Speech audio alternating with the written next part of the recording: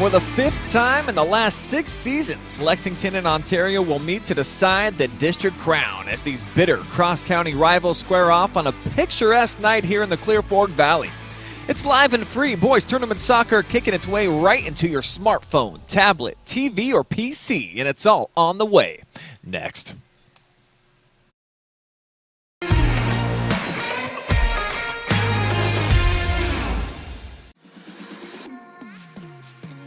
We are a church that gathers together, that builds up and reaches out. It grows together because we're all on a journey of faith. We don't slow down, give up, or rest. We don't stay within these walls. No, we pursue strategic impact in our world, in our communities, and it's not stopping anytime soon. So when we say we're a church that feels like family, we're not being exclusive. We're talking about you. At our church, you aren't just a number. We are for you. We are with you. You are invited to be a part of something bigger, something greater, something eternal, making a difference for the gospel alongside people who are for you. We aren't called to sit on the sidelines. We're called to join together to make Jesus known. Join us at Crossroads Church. Please visit us at crossroadswire.com for service times and locations.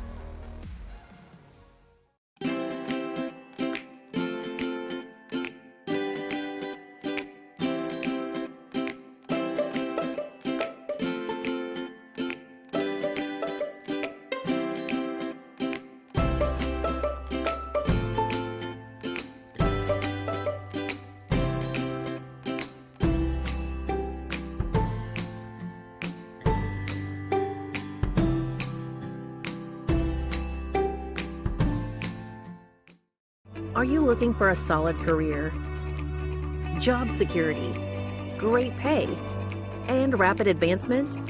An important role with a global leader that invests in state-of-the-art technology,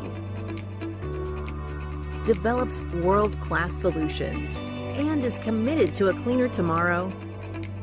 Yeah, we have just what you're looking for.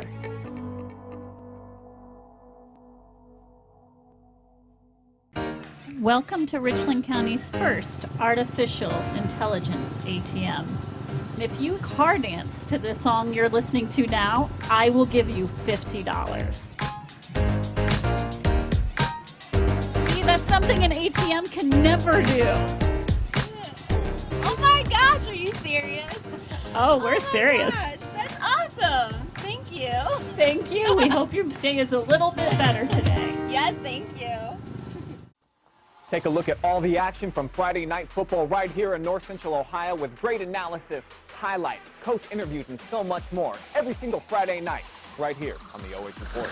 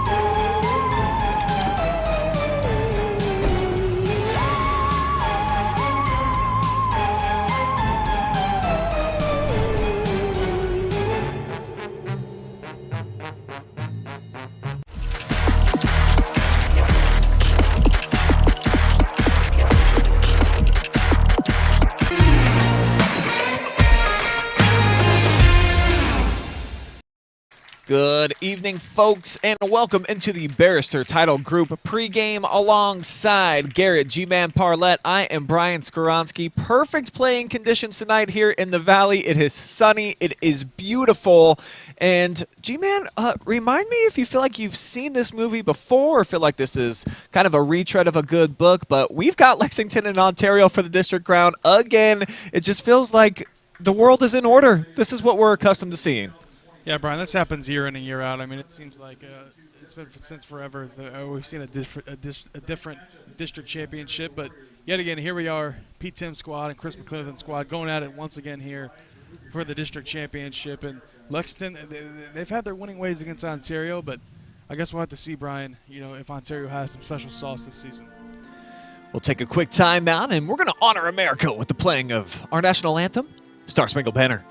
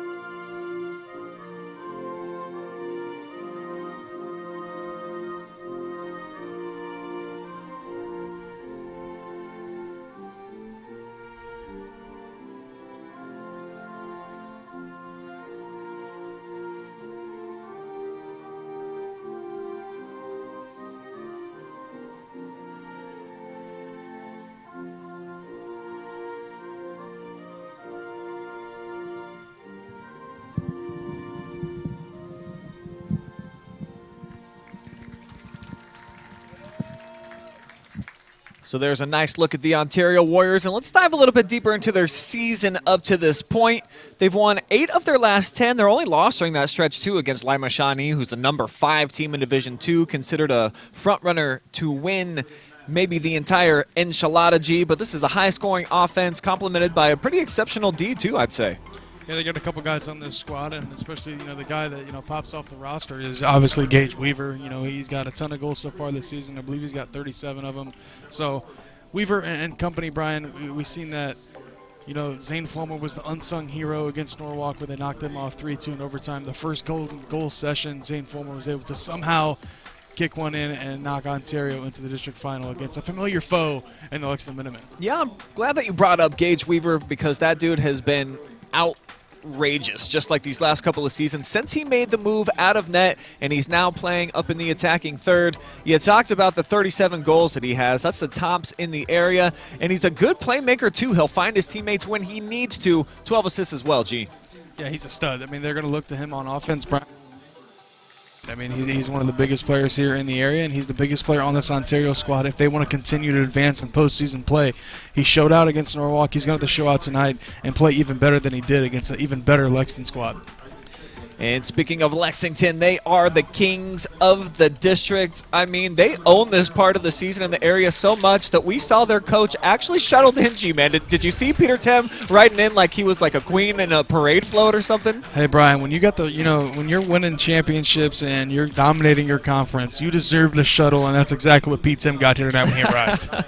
Yeah, they got 14 wins on the season, and they've just been rocking and rolling so far during the playoffs. I mean, 15-0, they knocked off Clyde. 8-0, they took care of Willard, and then 4-1. I mean, it should have been a shutout. Perkins scored, if I'm not mistaken, in the final minute on a crazy goal from a wild angle to get on the board there. So this is a team. They play great defense, and that's something that I had a chance to talk to Pete about just a little while ago. Here's what he had to say about his team, this rivalry, and that great defense.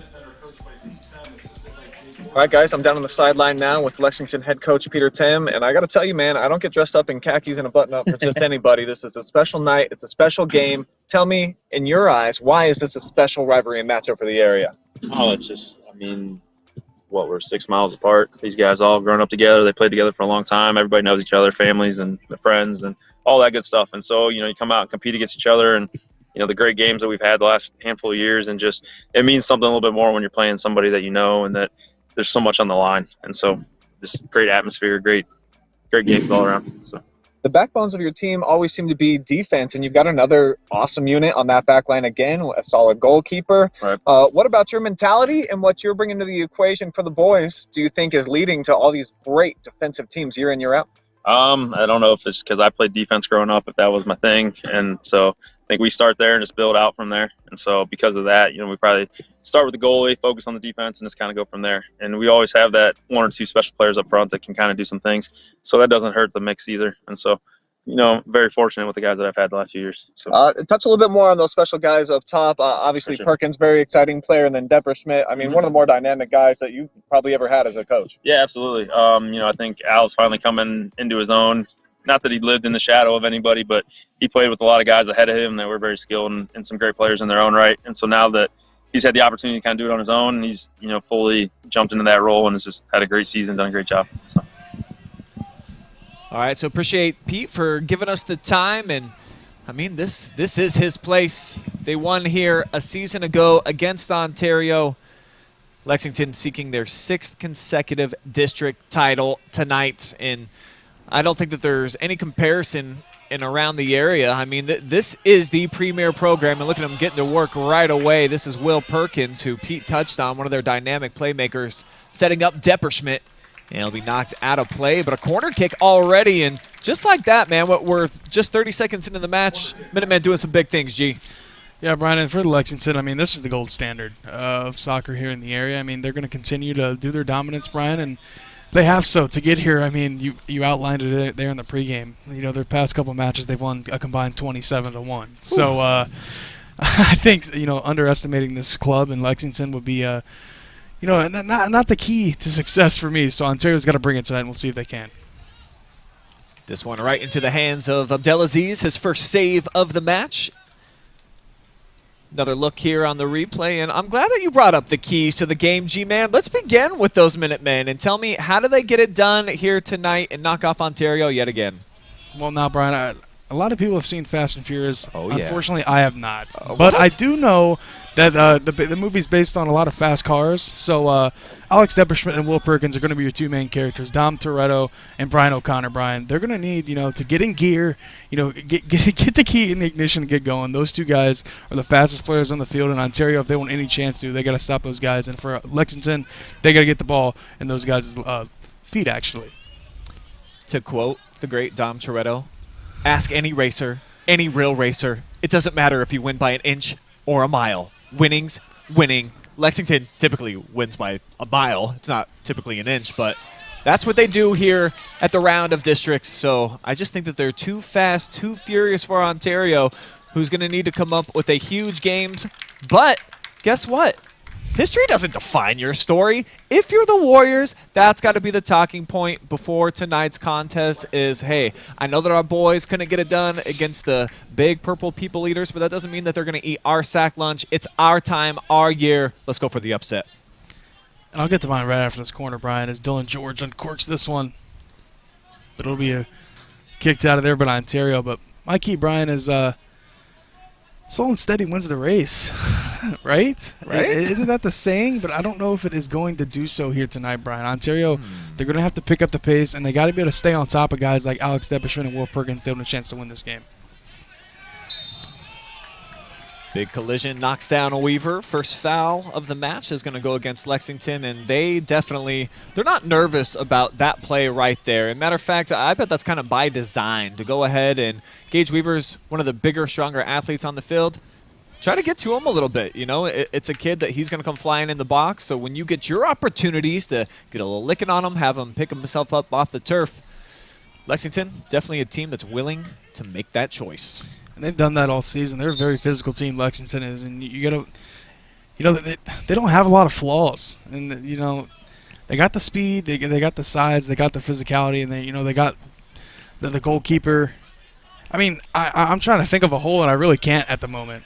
So Ontario, they got to stay on their P's and Q's. They got to have their A game here tonight if they want to upset the Minutemen here.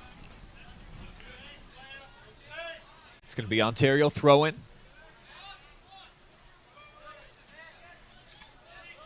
And knocked out of bounds back over to Lexington now. Haven't seen the Warriors possess much so far in the first 4 minutes of the contest. See if they can change that here, but, just not on the same page. Expecting Vollmer to make a run. It never happened for Literal, and he smacks it out of bounds. Those two, obviously, big part of the victory in the district semifinal matchup that Ontario needed extra time to win against Norwalk up at Clyde 3-2 the other night. Both of those guys played a crucial role in that win. Both had a goal and an assist to each other, too. And look at this chance for George, but Ontario somehow able to get it out of there. But there's Lexington trying to drive it deep into the box here. Yeah, there's like ping pong thing flying all around. Finally settles down at the feet. Minutemen won it initially, but stripped away, and here comes the counterattack. Weaver, the lone player up top, playing for the Warriors right now. And now they'll feed him. And a turnover, trying to squeeze it into Literal, and it's just so suffocating. This back line for Lexington, we talked about it with Pete. That's just been the staple and the mainstay of this team. I mean, great players are going to come and go offensively for this unit, and it definitely has. But I think when you look back at the characteristic that defines why Lexington's been a perennial champion here in North Central Ohio, it is that great defense. Good-looking ball here to George. Settles it at Delaziz. What a play to come out and make the stop. Somehow, some way, he was able to stop that from being an even better chance from George, and he tried to cross it over to the right foot, but Ability is able to somehow break that up. And this stays at 0-0 because of it. That's a huge play.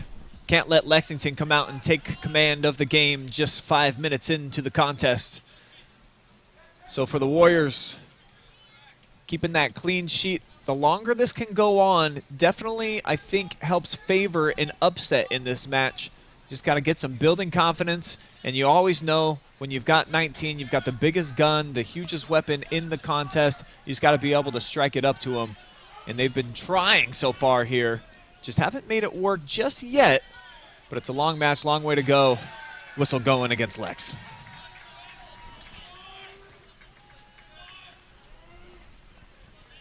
Make sure that you become a part of the contest if you're out there watching in Facebook and YouTube land.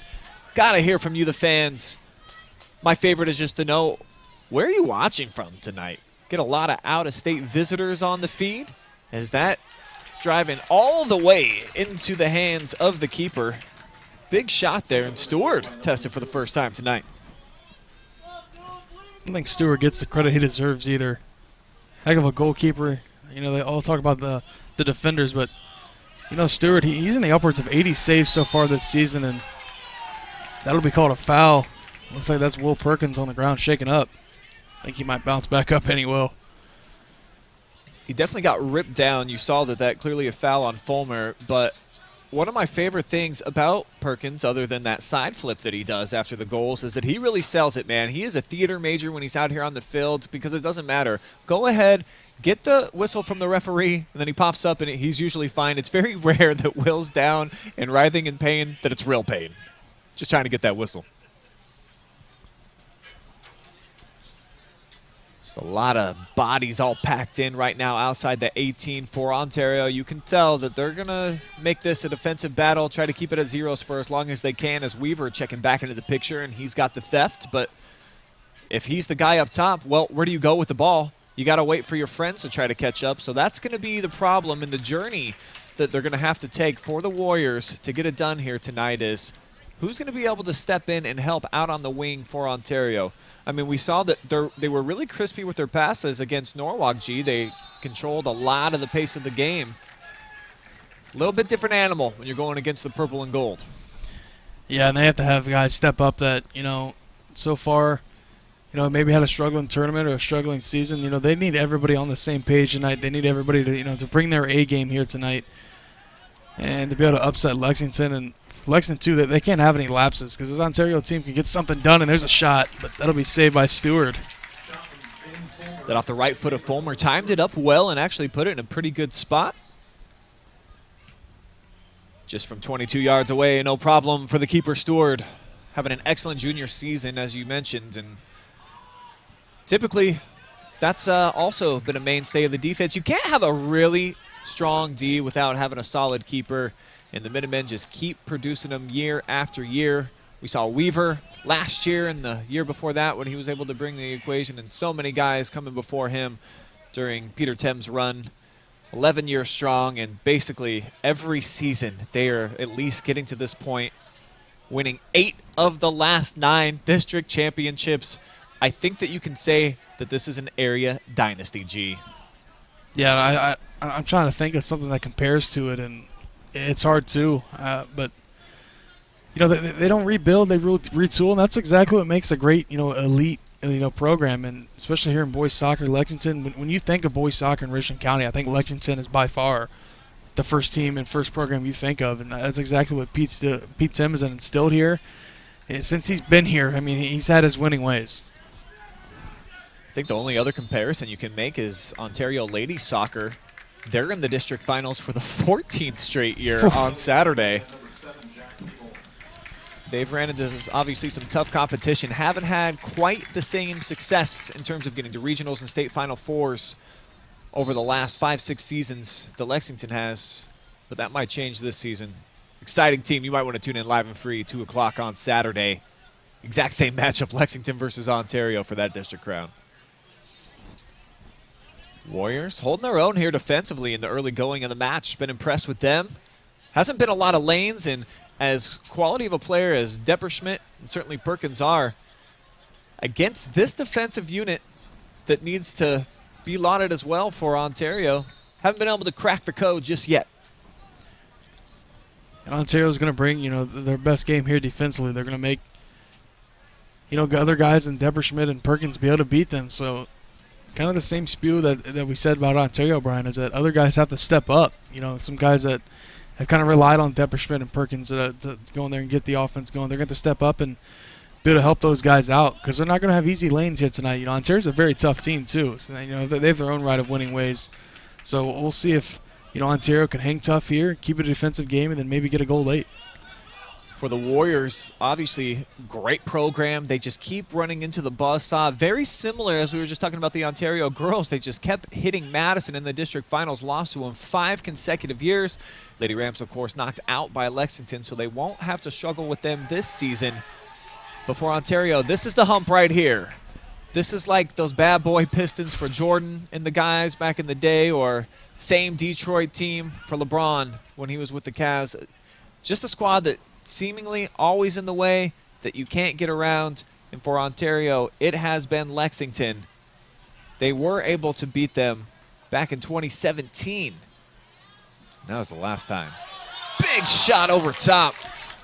It's going to be knocked over by Abdelaziz, so should be corner kick number 3 on the way here for Lex. Bomb by Turlo. Corner kick Lexington.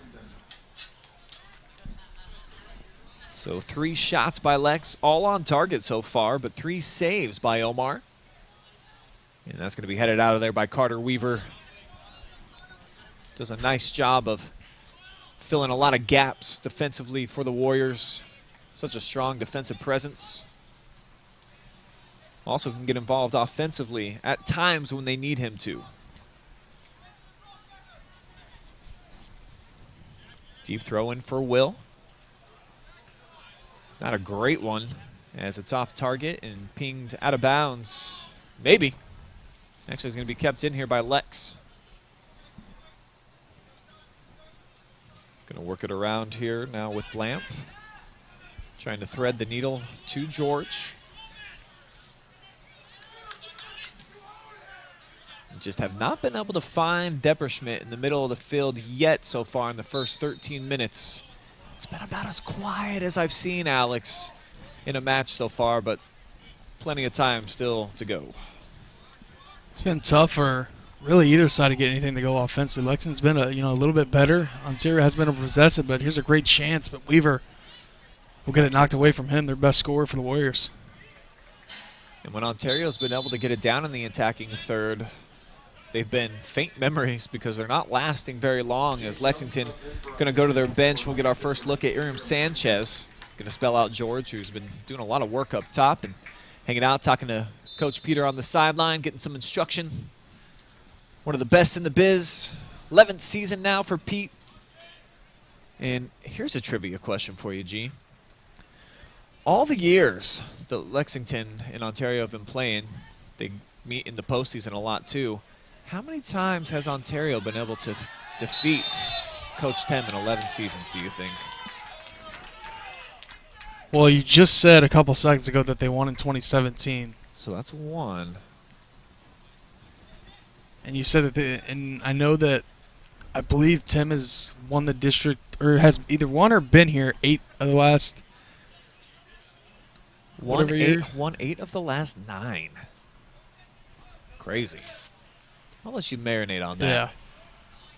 Good looking ball. Omar, strong release off his line. He goes up top to snag it.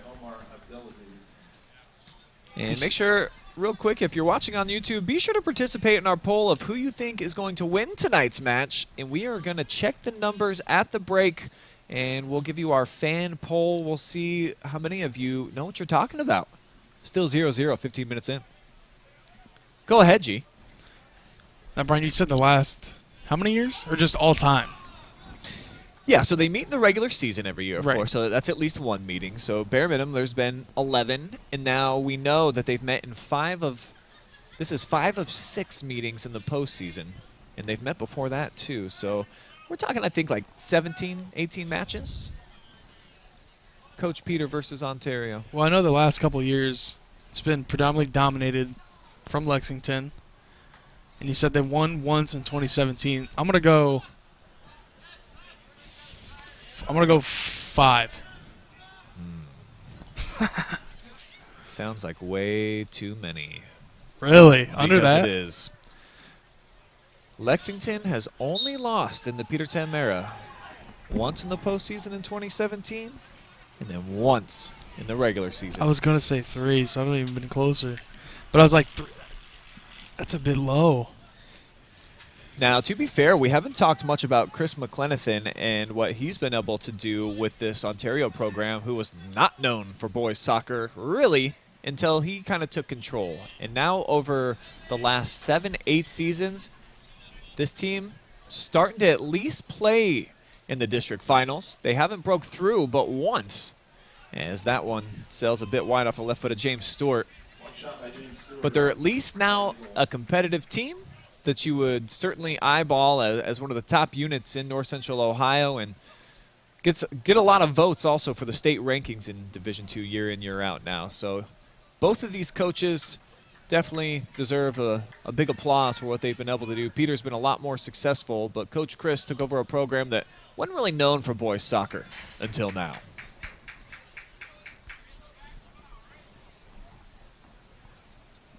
It's going to be a Lex throwing over on the far side. Depperschmidt trying to work his way open. Missed the flick with the header, but they'll do it all over again. And they're able to get it in quickly here for Perkins. Turns up with the head of steam. Will Perkins trying to set up that left foot as he turns the corner. Got the shot and deflected.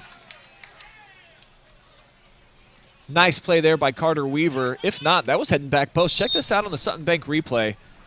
Just sick ball skills. Man, that's going to be close to probably sinking its way into the back of the net if Carter Weaver is not there. Not even sure how Perkins was able to get by, all the Ontario defenders somehow, some way, got to that left foot of his. And as you mentioned, Brian, defender's not, getting a piece of that. This could be 1-0 Ontario here. Well, I'm happy to explain how he was able to turn the corner. Have you heard of 99 acceleration in the video game mode and how fast them guys are? That's what Will Perkins has in real life. When he decides to turn it up, it's like hitting the clutch, hitting the gear, hitting the gas, and he's gone, to reference kind of like some Fast and Furious stuff here with Lexington still. He can go, man. He goes from first gear to fourth gear instantly. Yeah, he's got the 99 speed cheese, Brian. And, you got to love the speed, but also just the change of direction type speed is, I think, not talked about enough. When you can, especially with the foot skills that players like him and Depperschmidt have, they're just unmatched. They're hard to guard, and that's what makes Lexington such a tough team. And I'm seeing Depperschmidt basically getting face guarded right now. Will Saltzgiver following him all over the field. And then when he's touching it, they're shading over some help. So that's a big part of the game plan. It's benefiting them right now defensively, just keeping that goose egg up. But offensively is where it's going to become a battle. They're going to have to win some of these counterattack situations. try to get Weaver out in space, maybe a 1-on-2, 1-on-3, and just hope that he can get it done. But right now, some bodies funneling forward. But it's taken away. Couldn't get a pass. No cross into the middle of the field where things were kind of formulating there for Ontario, but they're going to stick with it. Nice takeaway here from Stewart. He's a nice player. He gets bumped down. A lot of bodies hitting the deck now with Heibel following him, and no whistles come in. That's what I love about tournament time is I think that probably gets a regular season call. Not here. This big boy soccer. That one touched by Bolbel. Wasn't able to sneak its way through. Lexington's been close on a couple of occasions, but have not been able to get it to Depperschmidt in any kind of attacking situation. As Lamp chases that down, keeps it in play. Locked up in a battle here with Fulmer. And now Weaver goes back post, drives it. Still up for grabs, but not anymore. That was the best chance for Ontario. Found a couple teammates. Fulmer able to win down there in the corner. Weaver just throwing one, up for grabs there for a teammate and able to get something on it. But on the goalie for Lexington, Stewart, not going to be that easy when it comes to him. I think Ontario, they're going to play their defense, Brian. And I think they're hoping that one of these counterattacks kind of explodes and something happens where maybe Lexington makes a mistake and they can go up 1-0 and then just kind of hang on and get the defensive attack going. Is trying to set up Depperschmidt as Lexington. Ontario was able to clear it. And a little bit of ref action here, Brian. Yeah, we showed you that replay of Perkins and how he's able to just get the juice turned up a notch. We're going to show you a very similar play from not that long ago of Perkins.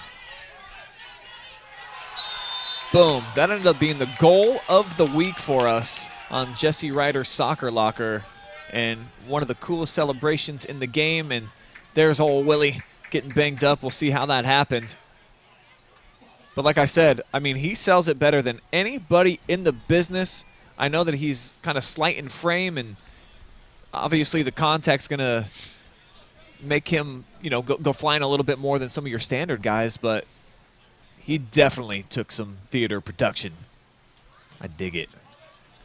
Huge ball. Headed out of there momentarily by Hayden Tem. And now the counterattack. Not going to get initiated. Well played out of the air by Husty. Another big ball. Here's Depperschmidt on the fly. Heads it down to himself. Alex just missed that one, but I think tipped out of bounds by Ontario. So we're going to see yet another corner kick. This will be number 4 for Lex, but what an exciting player this Alex Depperschmidt is. You want to talk about acceleration, Cheese G. Yeah. Woo! I mean, he's splitting 2 defenders, too. Plus, he's got to be able to, be aware of the goalkeeper there. Depperschmidt almost punched that one in, Brian, but Ontario defender was able to get something on it, get a piece of it, force it out of bounds. Another corner kick here for Lexington. And now the offense for the Minutemen is beginning to get going. And I'm told that when we're diving into the fan zone, it might just be like a Perkins family reunion out there. Everybody loving old Willie, and what's not to love? I mean, this kid is exciting. So are these. Great set piece back post punched out by Omar. And now the Warriors will clear. All right, I just got text a fun trivia question, G, that I'm going to throw at you on the next dead ball. I'm excited. I love when the fans watch and they got stuff for us.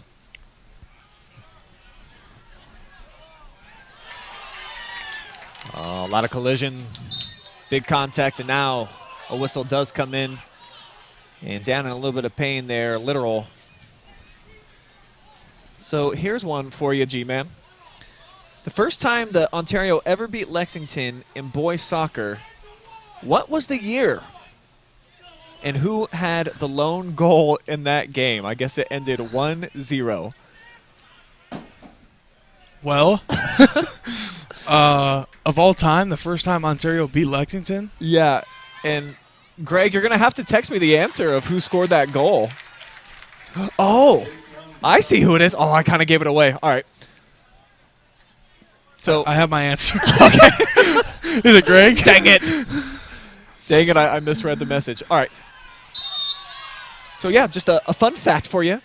2005 was the first time ever that Ontario was able to knock off Lexington, and our boy, OH Report's own Greg Atkinson, because he's joined us for a couple of broadcasts, had the lone goal in it. What a stud. He does it all. That one headed out of the box, well played by Saltzgiver. And Omar, he felt like he had to leap and get a paw on that one. Gonna have to check this on the replay. I kind of felt like, watching it from my vantage point, it was just gonna roll out of bounds, no harm. But off the deflection, hey, maybe I don't know what I'm talking about. That looked pretty good. You got to use his full frame there, Brian, just to get one of those paws on it to deflect it out. And another corner here for the Minutemen. Low driver, smashed out. And Weaver checking all the way back. So with this counter-attack starting to come together here, Lexington's going to step up and shut it down. Done such a solid job of that. I mean, pretty much every night. That's the staple of this group is the offense gets possession so often because the defense is so great. As that one into the hands of the keeper, but Heibel, pretty good lick on it. Yeah, that had some force behind it, Brian. Fidelities wasn't able to get anything on that. I mean, that was a lot of heat behind that one. Big shot, too, for Lexington. But Ontario just, so far, they're hanging tough here defensively. They're beginning to allow a little bit of opportunity here for Lexington. But when's the offense going to, kind of back up that defense, get something going, at least use some time of possession? Because so far, Lexington's dominated here in this first half. I think they need the student section to kind of start showing up and going rowdy here. That's typically what we're accustomed to seeing. And hey, the Purple Haze out here in full force. I see them all lined up against the fence. They're making a lot of noise and trying to be difference makers. Where are you at, Warriors fans? Just right down the road here. Depperschmidt plays it, and it was a short one. Big bomb out of there. Tried to come with the sneak attack and set up Jackson Lamb for a big shot. Alex is just so gifted, though. Just put that on net. Yeah, I tend to agree with you, Brian. If I'm Depperschmidt, I'm taking a shot there. He hasn't had many attempts tonight. Just to get some confidence, kind of get loose into this game. I know we're almost winding down here in this first half, but Depperschmidt's been pretty quiet. He had a couple chances. He had chances a couple minutes ago, but wasn't able to convert us. This one looks like it's going to roll out of play. Be a goal kick here for the Warriors. Carter Weaver basically turning into a hurdler here. Check this out. Omar goes down, and he's got to go. In for the Warriors, number 9, Carter Walters. I wonder if there's a job for just making sound effects with your mouth, if that pays well. I'd like to try. A Foley artist? A Foley artist, I'm told, is the name of that position.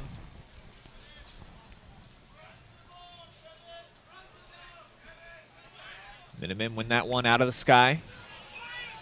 Good looking touch for Perkins. He'll set up out on the wing. Alex in a tussle. Who's it going to go against? It's going to go against Ontario. So their third foul. And basically from the area of a corner kick.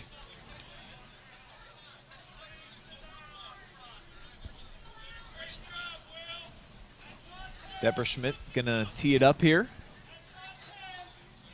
Lexus with got 5 guys setting up inside the box. Ontario's got 9 defenders total. There's a good look at the entire field. That's Weaver. He's standing at the football 25-yard line. Depperschmidt puts it in, flying by and missing with the header. There was Turlo, but it's still up for grabs.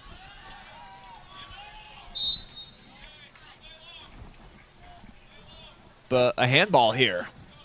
I think that kind of touched the arm of Carter Walters. Referee right there next to it, saying that he was able to control the ball with his arm. That's a no-no. They go quick again. Depperschmidt back post. Perkins got a head on it, but not on frame. Was it deflected off a Warrior? Must not. Well, Will Perkins is running out and teeing it up like he earned a corner. And sometimes that's all it takes. I've seen a few officials' minds changed over the years, G-Man, just on throw-ins and situations like that. If you just sell it, baby, maybe they're buyers. Will Perkins, one of the best in the biz, Brian, when it comes to pulling the tricks up his sleeve. He at least tries, dude. That one, not going to cut a referee's decided to award Ontario with a goal kick. And I love that about Perkins. I love when he's able to sell it. Hey, if it ain't broke, don't fix it. No doubt about it. Nice step up that time by Tem. Good piece of defense right here. Turlo is rocking some nice speed. And it looks like we're getting a yellow card on Chris McClenathan over on the sideline. He's throwing up his arms, not agreeing with the call. Now he's going to try to rally the troops. And sometimes I do love the yellow card because it's not even as bad as a technical foul in basketball. It's somewhat meaningless as long as you don't get the second one, and it can get the energy going and people fired up, G. So for Coach McClenathan, feels like he hasn't got a couple of calls to go his way. Why not? Hey, might light a spark, and I think we tend to forget that this also is a rivalry game. Not only is it for a district title, district final here, it's also a rivalry game between these two schools. They already don't like each other, Brian, and that just adds some more fuel. It's actually been less physical than I was anticipating so far. In the second half, trust me, bodies and bones are going to be getting crushed all over the field. That's just how this matchup tends to go when these two teams get together. In the regular season matchup, I personally was not there, but our photog who covered it for us on the Friday Night Football, dude, he was showing me some of the clips. It was wild. Carter Weaver, actually it was Gage Weaver. I mean, he got like sandwiched at one portion near the end of the game. Oh, it's such a great rivalry. I love the physicality of soccer when two teams that have a disdain for one another, when they get on the field, just a thing of beauty.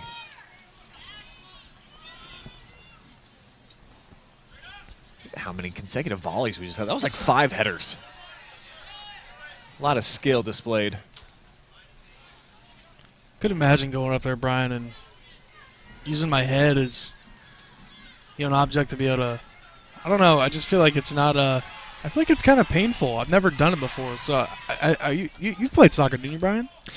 Yeah, I did. Not up into the high school ranks. I switched to the sport where you're going to start wearing a helmet on your head when you play, so you're a little bit more protected. It doesn't hurt that bad as long as you do it correctly. Now, when balls come flying at you that you're not expecting and they hit you in the face, I mean, that's different, right, of course. But just to head it down like you just saw that well played by Jackson Lamp, as literal is down in a heap.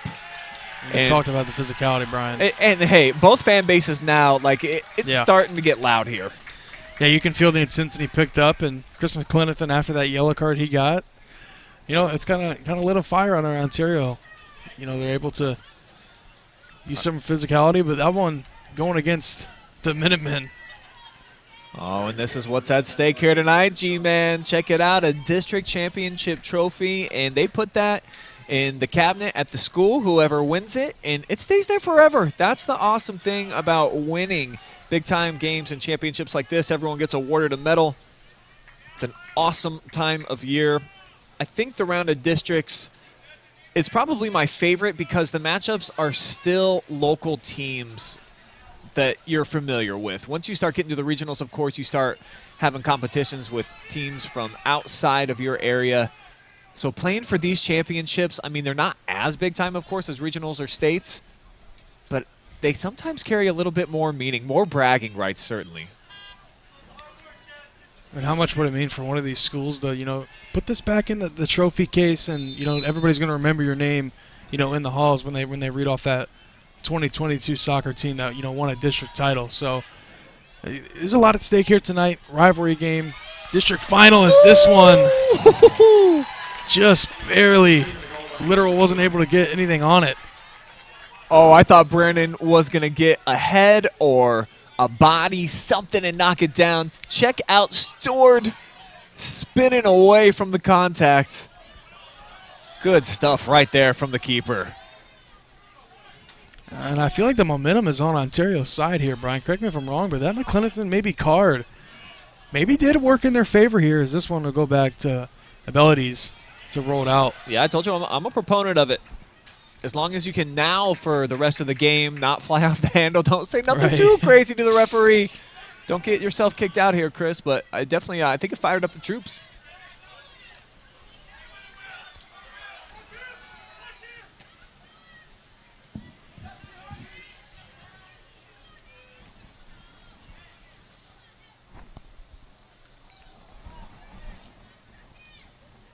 Lob it into the middle of the field. Taken away here by the Warriors.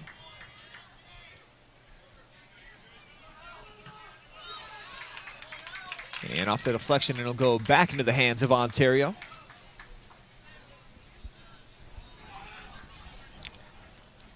Crucial 7 minutes and 30 seconds here in this in this first half remain, Brian. For Ontario, I think they'll be content if it goes in 0-0, but Lexington, of course, they're going to try to put some goals on the board. Same for Ontario. I think the momentum for the Warriors has picked up, the physicality has, and I think the nerves might have settled a little bit after that first 10 minutes. They almost had a chance here to go up 1-0. It would have been huge, but big-time play from Stewart back there, the keeper from Lexington. See the West Holmes Soccer Club cheering on tonight's broadcast. Always cool when a whole club is viewing you. And saw some grandparents in Indiana taking in the contest. Love the out-of-state fans that were able to bring you contests live and free right here on the OH Report. There's our girl Ruby. I think she private messages us just about every week. How we doing? And we're going to have a special guest actually at halftime, G. I'm pretty excited for this. We've got Ohio Northern's own Ryan Parker. He's actually at practice right now, but he's going to be wrapping it up. And when he's done, he's going to do a video chat on and talk to us about what he's up to right now, and then also what this rivalry means, Ontario versus Lexington. And he was definitely one of the greats, an All-American back in, well, he might have even been an All-American for 2 years, but certainly back in 2020, 2019, he was phenomenal, part of the teams that went to the state Final Fours. Which is a place Lexington would love to get back to again this season. We're able to make it to the state semifinals last year, and this might help. Here's Perkins on the hop, knocked down, no call. It comes in late on Weaver. And we'll see. You think Will's actually hurt? No. Stop it. Just stop it. Watch this. Oh, my leg, my leg. Can I get the whistle? Okay, I'm fine. Everything's cool. Yeah, Adam seems to think maybe the whistle has some type of mysterious healing power on him, and Will actually is banged up on the field, but as soon as that whistle comes... He's taking some hits, man. He does. He does, but he's able to bounce up. That was pretty well struck that time by Husty. No one makes a leap for it. Maybe it's a little bit taller than I thought it was. I thought perhaps Depperschmidt. Maybe he got a haircut, didn't have the extra inch of locks on that curly head of hair to go up and try to make a play. It's going to be one out of the air here by Jackson. 3, 4 straight headers. And now off the deflection, kids in purple trying to get some bodies forward. Alex is down on the ground. Didn't see what happened, but that's going to go down as foul number 4 against Ontario. Here's another look. Just got submarine. Oh, that's one of those tabletop moves. That's sneaky and kind of dirty.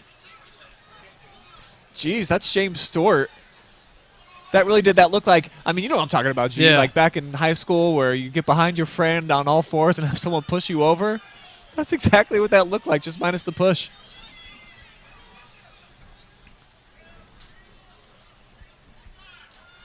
Here comes Husty. Had a good one last time. Now he directs it at goal. Just missed. It's our first shot in a while. Brian, I know I've told you this multiple times, but against Bay, Husty hit one just from about where he shot that. So he's a threat when he's taking those free kicks, from deep territory. He knocked one in against Bay in the final couple minutes to force that one to be a tie. So Ontario's got to respect him and be aware. And right there, Bellady is able to let that one just fly right over top. Yeah, I think they're on notice now after how well he just struck that one. Is this fired out to the wing?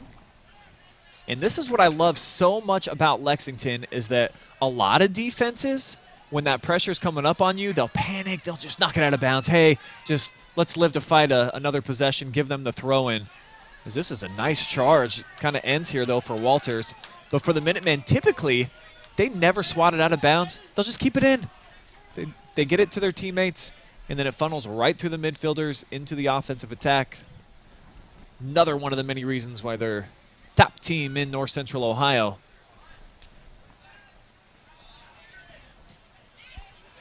Big clearance here. See George, now he's not going to be able to keep that in. Nice hustle play, though, taking it all the way out to the track. As we're just 2.5 minutes away from the break. No score here between Ontario and Lexington. And I'd like to say that I'm kind of surprised by this, but they're both such excellent defensive teams. Ontario gives up just 1.6 per contest. Lexington just 0.8, but things might change here. Late time. Almost looked like it was going to be a solid move by Roberts to get around the defenders. But Carter Weaver, one of the best that we have in the area, just sticks one of his big dogs out, and it knocks it out of bounds. And we got a whistle and maybe a card. Yeah, we got a card here. Yellow card action going against Will Saltzgiver. So he's going to have to check out. And more importantly, if you're a Minutemen fan, it gets you set up here right at the 2-minute warning. Normally don't have these in soccer, but we're getting it here tonight. And Depperschmidt. What's the play here, Brian? What are you going with? You letting Depperschmidt just fire? I don't think so. Not in this situation. Not from this angle. They've got a lot of good players that hit the ball well out of the sky. So if I'm Alex, he's really good with his left foot. I try to bend it back post, just see if someone can go make a play in a mess of athletes, and that's exactly what he's going to do. Oh, I thought someone was going to get that. I did too. I lost track. And I thought I thought he dove as if he was making a save. Oh, wow. Look at how close that was, and look at Perkins' face. He's like, my goodness. That was tailor-made. And way too much sauce behind this one. Carter's going to head it out. But here's Depperschmidt. Taken away as he tried to go touchline by Weaver. Plenty of kids in purple jerseys, though, staying up. As that one's going to get deflected out of bounds. Another corner on the way. And if you're Ontario, you got to get this ball out of here. Lexington here, and just in this final 2 minutes, have had countless number of opportunities and shots. One of these is going to cash in. Let's see if Ontario continues their defensive dominance here. Get another save or, clear this one. It's going to be Depperschmidt here in the corner. Sub 60 seconds to play. Depperschmidt triggers. Back post. Headed down. And swatted out of there by Rui. It's going to be played back into the box, back post. And we're going to get a whistle that's going to go against Will Perkins, I do believe. As Omar skied, he was able to get a paw on it. He couldn't bring it down. Actually, I don't know where the whistle's going on that one. But no one complained for Lexington. As they draw their 7th foul here in the opening half. Warriors have 5. Big volley, last chance here for Lex.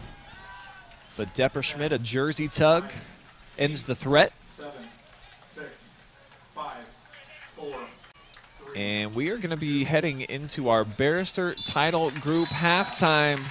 Scoreless still. We've got a draw on our hands, folks. Top-seeded Lexington and number 2 Ontario. As we've seen so many times before, meeting for the 5th time in the last 6 years to decide a district champion. And we've still got 40 minutes to go. Stick around for our halftime where we're going to have stats. B&G will break down what we've seen and We're anticipating a video call from former Lexington All-American Ryan Parker, who we've got on the line, so we'll talk to him right after this.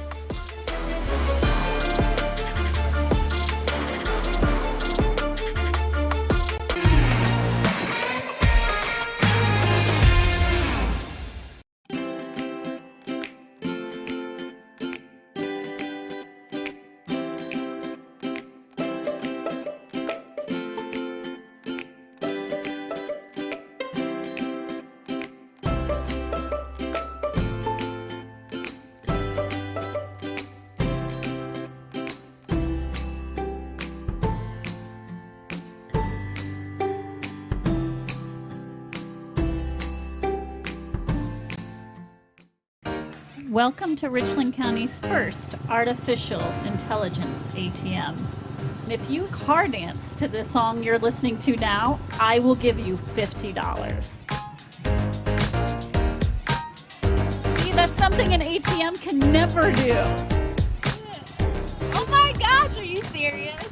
Oh, we're serious. Gosh, that's awesome. Thank you. Thank you. We hope your day is a little bit better today. Yes, thank you. We are a church that gathers together, that builds up and reaches out. It grows together because we're all on a journey of faith. We don't slow down, give up, or rest. We don't stay within these walls. No, we pursue strategic impact in our world, in our communities, and it's not stopping anytime soon. So when we say we're a church that feels like family, we're not being exclusive. We're talking about you. At our church, you aren't just a number. We are for you. We are with you. You are invited to be a part of something bigger, something greater, something eternal, making a difference for the gospel alongside people who are for you. We aren't called to sit on the sidelines. We're called to join together to make Jesus known. Join us at Crossroads Church. Please visit us at crossroadswire.com for service times and locations. Are you looking for a solid career, job security, great pay, and rapid advancement? An important role with a global leader that invests in state-of-the-art technology, develops world-class solutions, and is committed to a cleaner tomorrow? Yeah, we have just what you're looking for.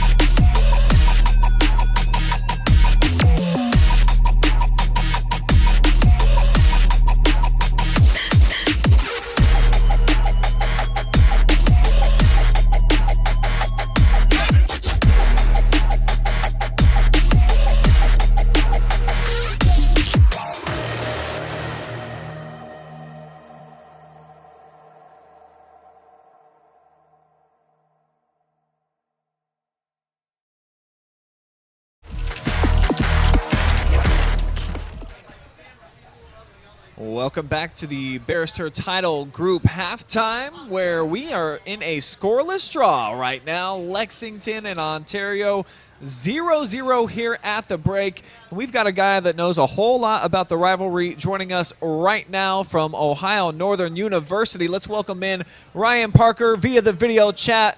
What's going on out there, big dog? How you doing? How are you?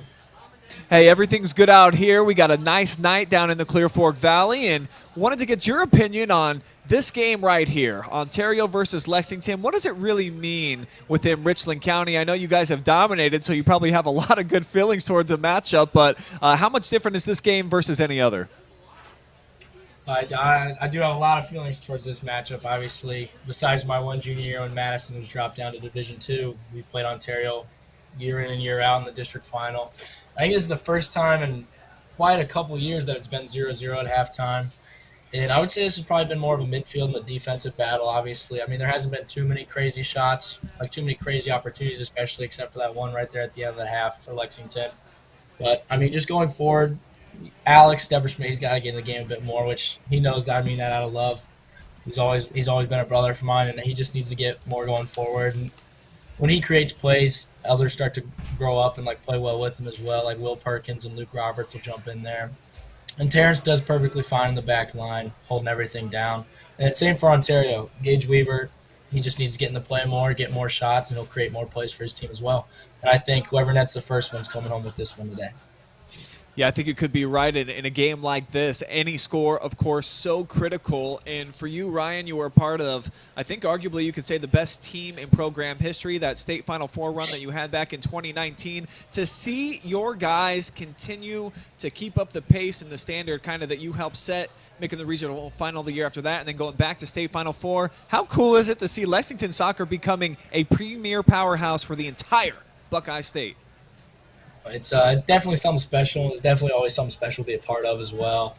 But, I mean, yeah, like year in and year out, once like my junior year when Gavin George and his class graduated, everyone was like, can they do it again? Can they continue to strive and be a successful program? And then same thing when my class graduated, they're like, can they continue to do it? And it just proves that, like, it's more than just one class or one group of people, that it goes year in and year out throughout Lexington. And Pete's done a really good job down there, same with Mr. Potter throughout the years and everybody else. And it's something special to see, just everybody continuing to develop and continue to be a top-tier program throughout Ohio. Well, real quick before we let you go, how is your game developing right now at the collegiate level? What's the latest with you? It's good. It's good. And obviously, it's a little different. High school, you're playing with like guys that you've known your whole life. And whereas coming into college, it's just people that are all brand new. You've never met them. And everything's so much more fast-paced. But right now, Ohio Northern, we're on a 14-game unbeaten streak. We are ranked 13th in the nation. Last home game is this Saturday, and it's to clinch the conference, hopefully, against Marietta. Going into the tournament, we're feeling good. We think we got a special group of guys going forward. So Ryan Parker did big things at the high school level, doing the same now as he's a big grown-up now at the college game. Hey, continue success, man. Keep doing your thing, and we'll keep in touch with you here on the OH Report. I appreciate it. You have a good one, guys. All right, you too. Thanks so much for the time, man. And now we'll go ahead and welcome G-Man back into the broadcast. And Garrett, let's take a look at these halftime stats. And not a whole lot of offense, of course, produced by either team, at least for their standards. Ontario actually just has 2 shots and just 2 on goal as well. So Lexington, they're doing their thing defensively. We anticipated that, G. And also, the Warriors, while Lexington's kind of been living in the attacking third, you see the time of possession that they've been able to accumulate. You got to give a lot of love to the Warriors in that back line for not allowing these dynamic playmakers, like Ryan was just breaking down, the Depperschmidts and the Perkins, to get off and get one in the back. Yeah, I mean, if you looked at the scoreboard and didn't know the score, you'd probably think that Lexington at least has 1 goal here on the board, but they do not. You know, it's been a solid performance here for Ontario.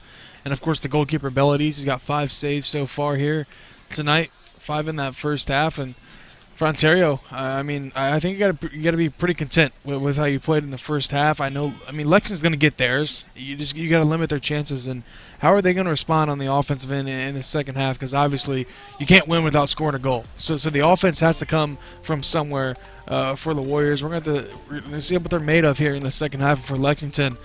6 corners to their name, 5 shots on goal. It's really stunning to me that none of those have found the back of the net, but just hasn't been, the best attack here for Lexington here tonight. So we'll see here in the second half. It should be a great one, Brian. It's going to be a great finish here. Well, let's take a look at the past and how both of these teams were able to get to this point. This is the district semifinals up at Clyde on Monday, and that was a huge one right there for Ontario. The first goal of the match, they would get a much bigger goal later. Of course, the game winner, the golden goal in extra time, that would kind of get them to this point in the tournament. So that was a lot of fun up there, and a new hero emerging for Ontario. Pretty awesome to see how that all played out, and definitely all the fun that Zayden Fulmer had after that big score. I mean, he was getting mobbed after the game. It took him like a half hour to get up and finally talk to us. So many people wanted to chit-chat with him. And for Lexington, I mean, it was a killer performance per usual. We saw him basically shut down Perkins with that defensive unit in a 4-1 victory, where the Pirates, they got a cheap one at the end.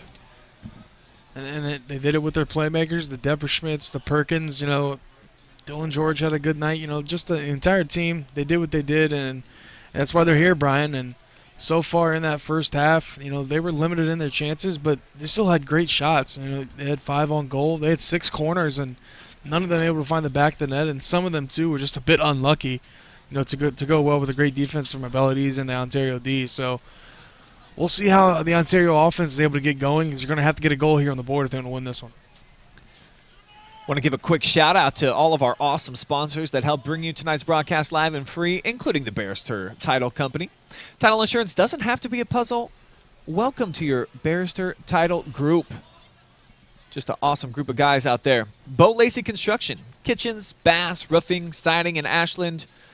It's an experience that you can trust. Mechanics Bank, that's better. Sutton Bank, earn the cash reward of your choice for doing simple activities with Kasasa. Crossroads Church, church that is always pursuing big dreams for Jesus, and you are invited to be a part of it. Charter NextGen, hiring for high-paying jobs in a cutting-edge environment. Check them out. Always got a lot going on out there at Charter NextGen. They seem to be building a new building just about every week. And finally, North Central State College, providing individuals with the knowledge, skills, and inspiration to succeed in their chosen paths.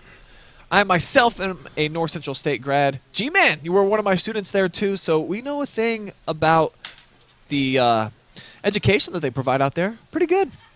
Yeah, they're wonderful out there. If you need a college education, get to North Central. And it's a great institute out there.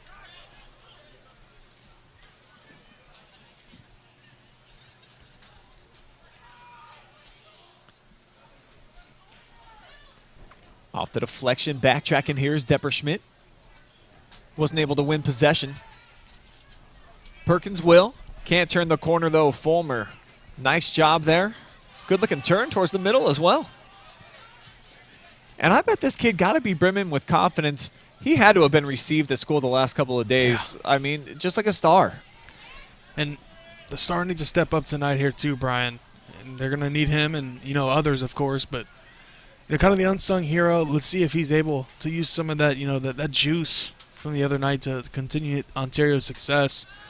So far, it's been kind of quiet, but so has really everybody, as there's no goals on the scoreboard. Right. And really only a couple of super dangerous opportunities for either squad. I think I would argue probably, well, they both had really one good one.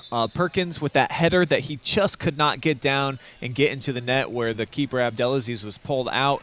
And then that one that was ripped right in front, and I think it was Brandon Littoral for Ontario that was probably a half second behind, sneaking in front of Stewart for a goal. So each side has had one really good looking chance. Other than that, it's been solid defense, and that's what you expect this time of year in tournament action, is two teams locking things down as it's been for years and years.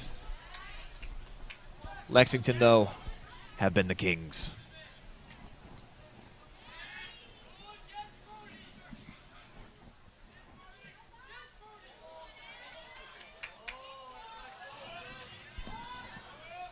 So as I'm reading through some of the comments, G-Man, I believe we have our first ever viewer watching from the Congo tonight. Ooh, that's like the opposite side of the globe. That's awesome. I think that's in Africa, right? Okay. Didn't want to get mixed up there on my geography.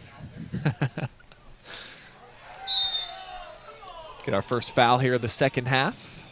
It's going to go against Stewart.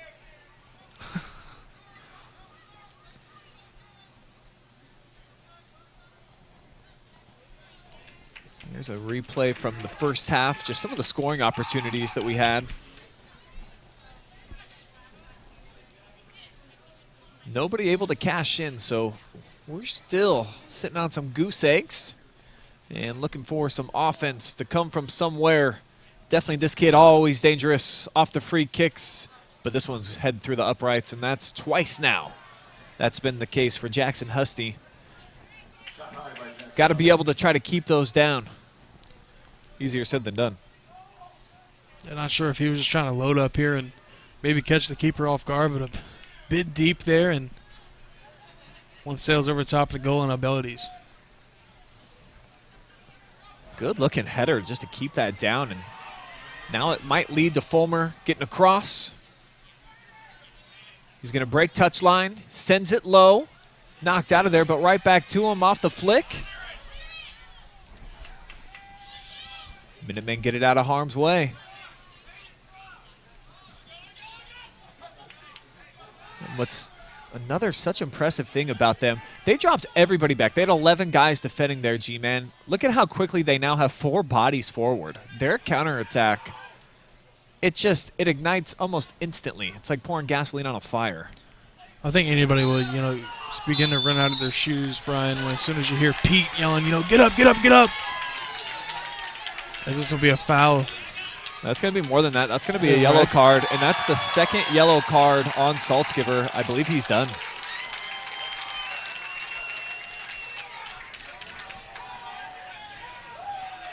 So this is where we need Jesse Ryder with us, G-Man. I hope that I know what I'm talking about. I think 2 yellows equals a red. And I believe you're right, Brian. And Ontario's going to be down a guy for the next 34 minutes. And that's not Coach Pete. Yeah, he counting them. Not the way Ontario wanted to start this second half. Just 6 minutes in, too. Look at Pete. I love that guy. Such a competitor. I love it. Yeah, I love talking to him before matches. He's like so calm in pre-games, and then not that he gets outlandish on the sidelines, but there's definitely a new level. It's like a switch that gets flipped, and he becomes playoff Pete. As soon as that hoodie comes on, everything changes.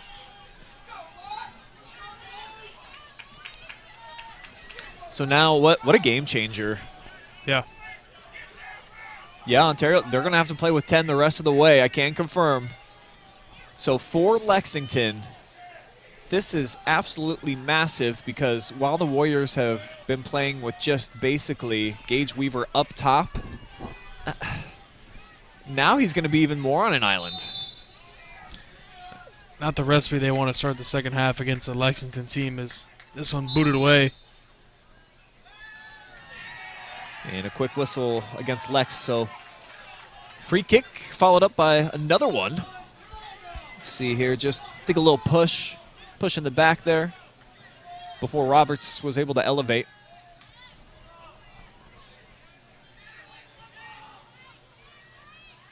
Now a nice takeaway, but there's going to be that extra defender back there.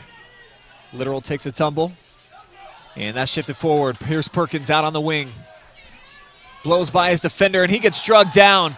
Oh, wow. Can we see that again?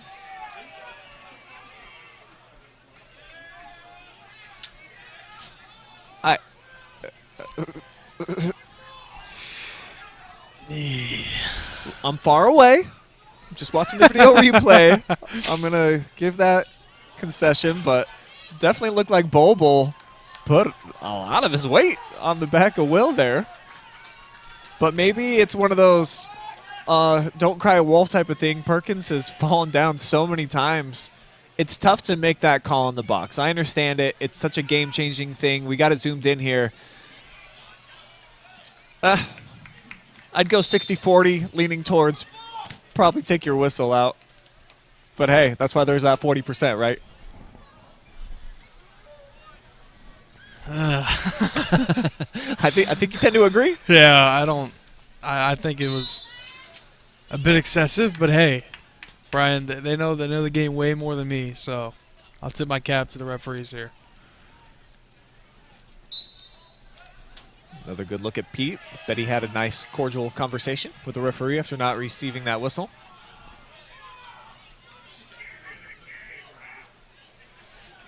Yeah, just, hey, where do you find a good steak in the Valley after the game? That's a good question. That is a good question. What would be your go-to restaurant? Let's say Lexington, Belleville area, G-Man. You get to pick one spot where you're going to go get a nice, delicious meal. What are you picking? I'm going to be honest. I don't think I've ever ate out in Belleville or Lexington. Not one time. Well, you ain't living, pal. I know. I don't know this area very well. Oh, there's some quality options. Got the Der Dutchman, of course. Okay, I take it back. I forgot that's here. Yeah. I've ate there. They got that fried chicken. It's delicious there. They got the whole rail car that you can go eat in. Yes, at the top of the actually, hill. yes, I have ate there. Actually, Yeah, what are you talking? Of course you have. I did a documentary about the place, actually. Yes, that place is amazing. You've literally documented having the food out here, and you don't remember. Well, I keep forgetting that Belleville isn't just like Clear Fork like area. I mean, it's not that far away, but you know what I mean. Like I always think of like Belleville as like just Clear Fork High the little School. downtown Right. here, yeah. Wishmaker House, Brumbies. Love stopping in, seeing our guys at the Clear Fit. Oh, but if I had to just pick one, I do love that Pancho's Tacos just moved into the spot. Fire. Now, my boy Kenton, who you know, Casey's Steak and Ribs was his favorite restaurant all time. I think he shed a tear when they closed the doors. Oh. So I feel bad about that. I mean, Black Dog Tavern, a great choice. But a documentary on the Der Dutchman? Is it a documentary? A Der Doc? I'm not sure.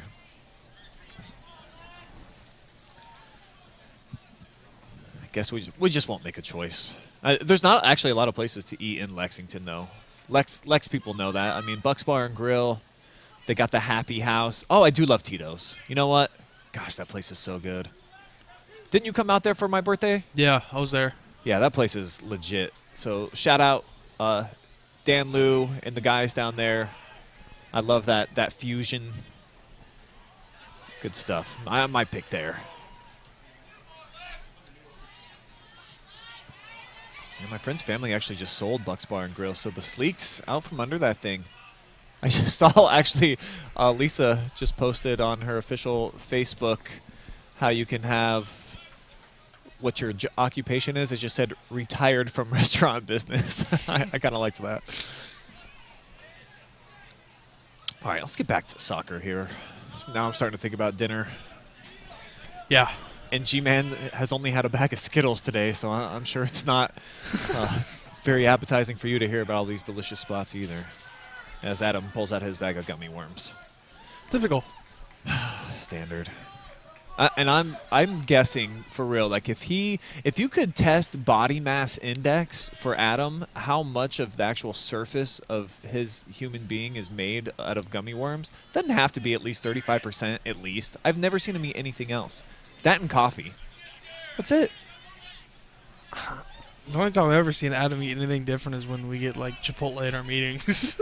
It's like, and he's usually hesitant about that. No, I'm okay. Yeah. And it's like, just take the free Chipotle. Delicious. Man, we got a lot of back and forth going here, but nobody's able to come up with any shots, G. I'm impressed here with Ontario holding their own right now, down a man. As that one rifled but it's going to be just high for Jackson Lamb. And that's just the second shot here of half number 2, both taken by Lex and neither on target. So we're about a dozen minutes in, and the offense, as the night's starting to cool down, with temperatures dropping pretty dramatically. I actually just grabbed and put my coat on. I was walking around without it earlier. So have the offenses gone cold. And a whistle. Are we going to get a card? We are. Another yellow card. It's the 4th of the match. We talked about the physicality, Brian, that it was going to amp up, and oh boy, has it amped up to the max here. Both these schools, they don't like each other. Add the district championship, title to this game, fighting for the trophy case. And it's getting even more physical as the second half. Still 27-55 remaining. And still no goals on the scoreboard. So it's going to force Luke Roberts to check out, but he's already back ready to get in at the next stoppage of play. Stewart teed up from the football 42. Big left foot. This is going to drive into the box. Headed up. Almost an own goal by Lexington. My goodness. I think that was Husty who got a big piece of it. Stewart went flying. Oh, wow. Take a second look here on the Sutton Bank replay. Look at how close this is to Husty putting it in. I'm putting that down as a save. I don't care if that's off of his own guy. It's going to go down as a save, but not an Ontario shot. Husty almost put it in his own net right there. Take a look at the replay. Oh. Just trying to clear it, too, and Stewart had to be the hero, as now Ontario, a great corner kick opportunity. It's bending, big piece of it taken by Gage Weaver. So the first shot in the second half by the Warriors, that was it. That's what I said, in that first half, Brian. If Ontario can just, keep us at a 0-0 game and then maybe force Lex to make a mistake that they're not used to making. Husty, almost an own goal right there, and boy, what a turn of events it would have been if Ontario was able to get the first goal tonight. Yeah, no question, especially being short a man. Depperschmidt, you see a little bit of frustration creeping in. He thought that one was going to sneak through. And now they've got something building. Roberts going to lay it out for Depperschmidt, but the Warriors, they have been one step ahead on that back line. So much credit's got to go to them. Keeping this a 0-0 draw, but Luke shaking, baking, sizzling. Alex has not been able to do much of that tonight, and you see dribbling into traffic, knocked away. I think mentally he's been taken out of the match just a little bit because he hasn't had the success that so far every time I've seen Alex Depperschmidt, he usually can just cruise around defenses seemingly at ease. Has not been the case tonight. Yeah, Ontario did their homework, on these guys in Lexington, and Depperschmidt not having the night that, he usually has or expected. And the Ontario defense as a whole, it's been that bend don't break kind of mentality. Sure. They've been Lexington has been possessing the ball, a ton, but still no goals to show for it. The back line of Ontario has been pretty special, but here's a chance. We'll see if Weaver gets to it, and he does. Yeah, you can tell he's a hooper. Uses his body to shield off the defender. And again, hey, credit to Lexington and Jack Heibel just taking it over to the corner, just trying to sell it to the referee. Linesman not buying it again. Goal kick on the way here. Approaching the halfway point here of half number 2. And nobody ringing the bell yet on our Bo Lacey Construction scoreboard.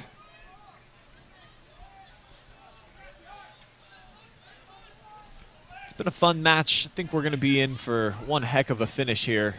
Ryan Parker told us at the break he thinks that one goal is going to get it done. Whoever strikes first, that's going to be your victor. I'm starting to lean a lot in favor of that prediction.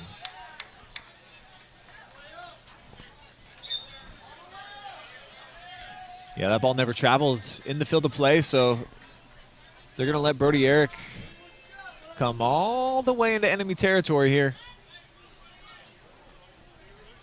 Like getting waved through in traffic as Roberts sends it out for George.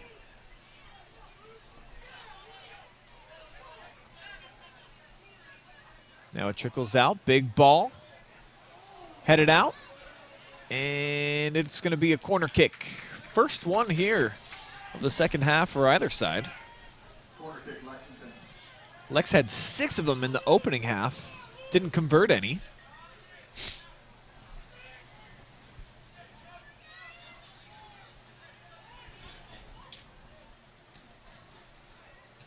I don't think that was the ball they were probably trying to play, but it works out! Big one-timer sitting at the feet of Zachary Turlow. We've got a 1-0 game. Lexington capitalizing off the set piece. And they get it to cash in, Brian, in a crucial spot. They needed Turlow to be big tonight. And boy, was that the biggest play of the night as Turlow somehow, some way, slips it right underneath Abilities, right in the corner, and he's got no shot. As now the Minutemen lead 1-0 here in this district final.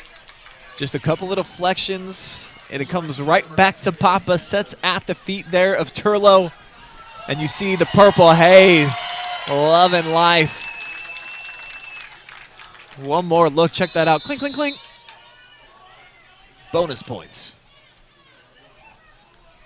What a big shot. And now, how's the game going to turn out, Brian? You know, is Ontario going to hang their heads, or are they going to get their offense going?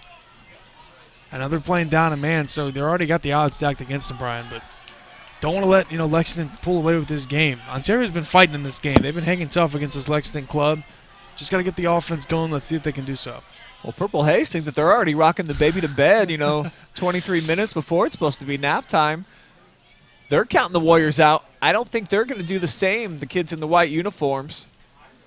I fully expect them to put together at least a handful of scoring opportunities. The question for me, Garrett, about how the rest of this is going to play out, can you actually keep this high-powered offense stuck on a one goal for the night when we know all the different weapons that they have, and you have to play down a man? That's going to be the problem. But I do think that the Warriors, they're going to have some shots to try to put one in. A lot of contact, too, on Perkins once again. This one will be called, Brian. Yeah, Boble not going to get away with that one. Goes down as foul number 3 against the Warriors here in half number 2. 8th foul total for Ontario. Same for Lex.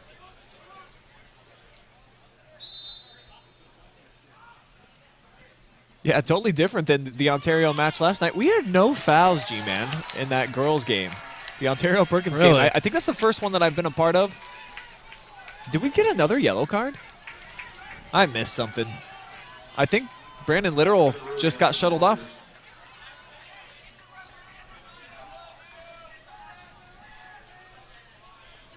Yeah, he got a yellow card.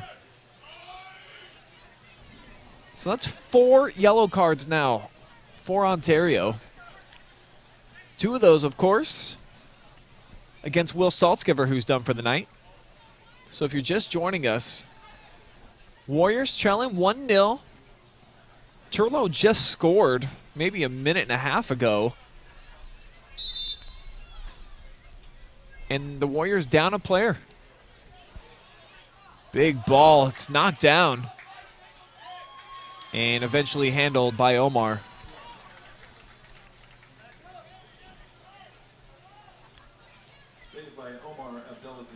Abdelaziz, huge punt here. Man, tracked all the way to the 35. And we had a question come through on the chat. Do either of these soccer teams have a kicker that plays football? Do you know, G-Man? I do not think they do. At least I do not think. I could be wrong. I don't think I've seen either school so far this season in football, but a lot of contact down there from Weaver, but that'll reward a goal kick. I think that's Perkins down there once again. Yeah, I also have not had the opportunity to watch either of these units, but I know those guys pretty well. They cover a lot of these Richland County schools, and look at Conrad. Let's it sneak by him. Come on, man. Need more out of our area reporters. Kurt used to be pretty jacked back in the day. I can see it. He definitely, he's starting to lean a little bit more into that dad mode and putting a lot of time and effort into his kid. But I remember one of the first times I met Conrad, that was the first thing that I remember was, man, those are some forearms, pal. Way to go. Fur, on the other hand, come on, has he ever seen a gym he likes? Stop it. Been to a lot of pizza parties at his house. Those are great. I love those. It's all about the snacks, and they're supposed to be pool parties, but the host never jumps in. It's going to be a foul against Dante McGinty. So he kind of extended the hand there into the back. Speaking of Jake Furr and his parties, those nachos were absolutely unbelievable. I mean, oh yeah, those were incredible. Some of the best food I think I've ever had in my life. Like, it's got to be like top 25, has to be on my list.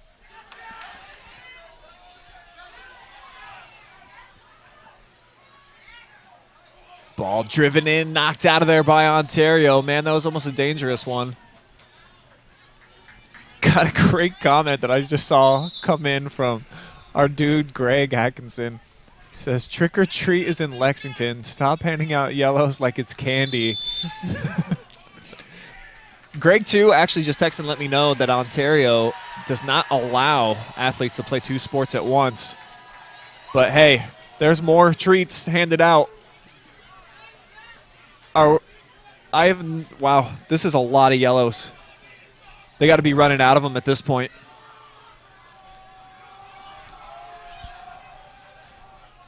So Lexington now 2 yellow cards. Warriors got 4. I mean, we got a 6-pack on hand here. So, and I tend to agree. So Greg's comment says, and it's funny, but just have a talk with the guy first. And while I have only been an official for really little kids, like they're not talking back to me, and if they do, I just giggle and push them down. You know what I mean? I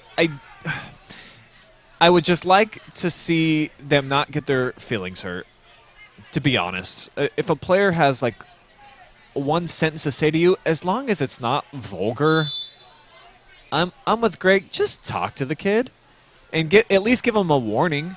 And, hey, if that's been the case and these kids have all been told, like, shut your trap or the next one's a yellow, and then they're still running their gums, hey, then let it be trick or treat. For sure. Fill up that candy bag with all the yellow cards you got in your pocket.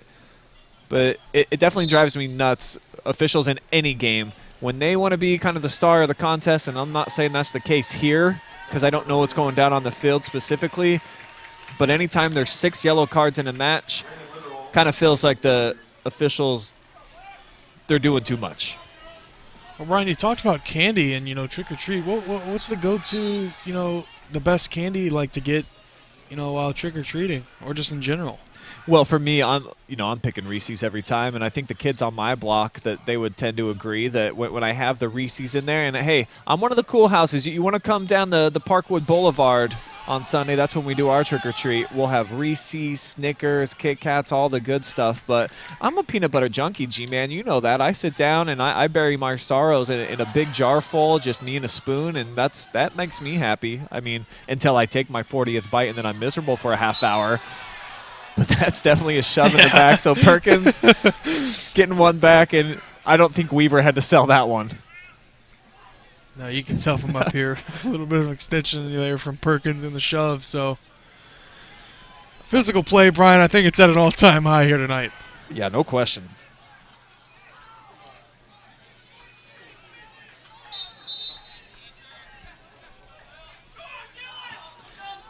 As far as soccer players playing football, we know Griffin Blakely here at Clear Fork. He's the kicker. He's pretty good. Perkins was the backup kicker for Lexington football years ago, according to Brett. Appreciate that nugget.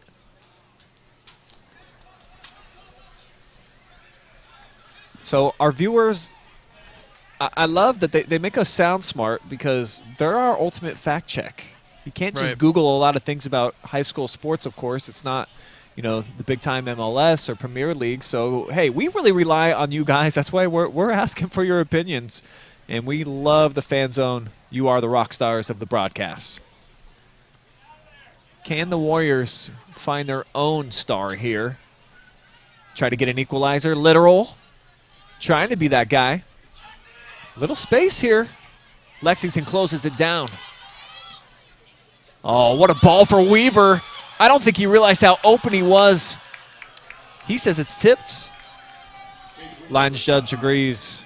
Corner kick on the way. I think I tend to agree with you here, Brian. I don't think I think Weaver, when he realized that nobody was near him, it was just too late, and Lexington was converging on him. He was able to at least get something off, but it sailed over top. As Will was all in a corner though, off the deflection from Lexington.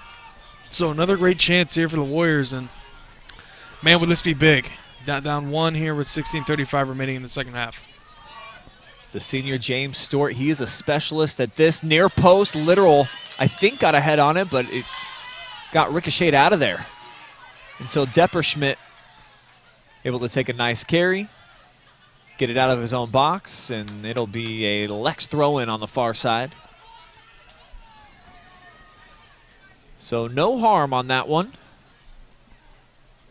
Warriors still sitting on just 2 shots here in the second half. Haven't put one on frame and really tested Stewart, who I put down for a save, but it was almost an own goal. That's been the most dangerous offensive weapon so far in this second half for the Warriors. As Weaver goes over top, drops on his back. The physicality really getting ratcheted up here. Check this out. Oh, at least he contorted his body in midair. He saw that coming.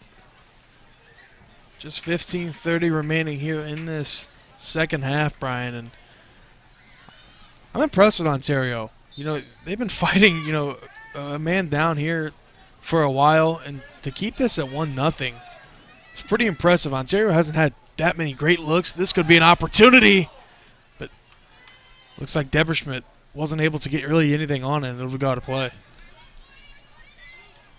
Yeah, this was a great build. Depperschmidt in the lane. Stewart was able to keep with him stride for stride, made it a difficult leap. And Warriors or Lexington fans alike, if you're out there watching, remind me, I do feel like this was a very similar scenario where Ontario was down a man. Maybe it was the 2020 match where they lost 2-1 just a couple of seasons ago. I think I'm kind of getting deja vu here. It's hard not to when these two teams play, Brian. Yeah, they do it a lot. They play every single year in the postseason. Just a quick history lesson for you guys. Warriors won 2-1 in overtime back in 2017, and that was their last win against Lexington, period. They're 0-6-1 against the purple and gold since. They lost in 18 in the tournament, 2-1, 19. They got knocked out by Madison, so Lexington actually had to get through the Rams that season, and were able to do so. Then in 2020, that's the game that I was alluding to. I feel like Ontario was down a man in that one. That was a 2-1 result. And then last year, 6-3, so a lot different than what we've seen here in this one with a ton of scoring.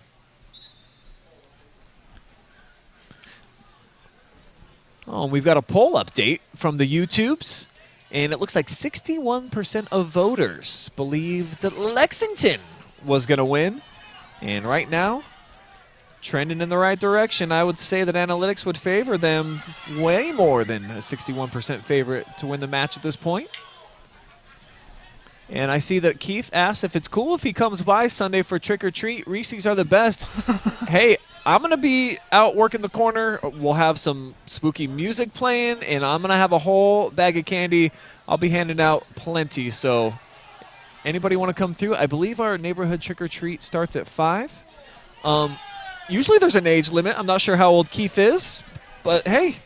If your costume, is fitting, Brian, there's got to be no age limit. There's no age limit for getting some candy, man. So you don't really have a cutoff as long as you're in full garb? I think if you show out, I mean, if you show up and if I was to wear a Kirk Cousins jersey and go, yeah, I'm Kirk Cousins, that. I mean, you got to care and participate. We got a lot of action going on down here on the field, Brian. Yeah, we had a lot of yelling. We had an injured Minutemen. I'm pretty sure it was Will Perkins who was down for a minute. The referee, I'm trying to transcribe just from what I'm watching. I think he's saying, hey, you were down. We blew the whistle. You got to check out for a little bit. You saw Peter Tem with the hand motions. He was saying, why? He's fine. And now he's getting talked to again. So Will just going right back to the starting gates. He'll check back in at the next dead ball. But he was down on his back right at about midfield. You're right, G. So, actually, hey, Will Perkins can be hurt. Bryce, oh, jeez. Oh.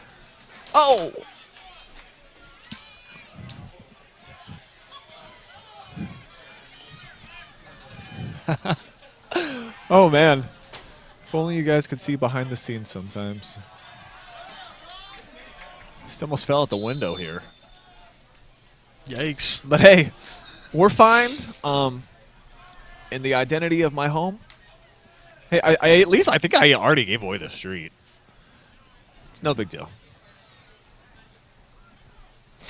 You got a costume, Brian, you're going as, or just going up as Brian?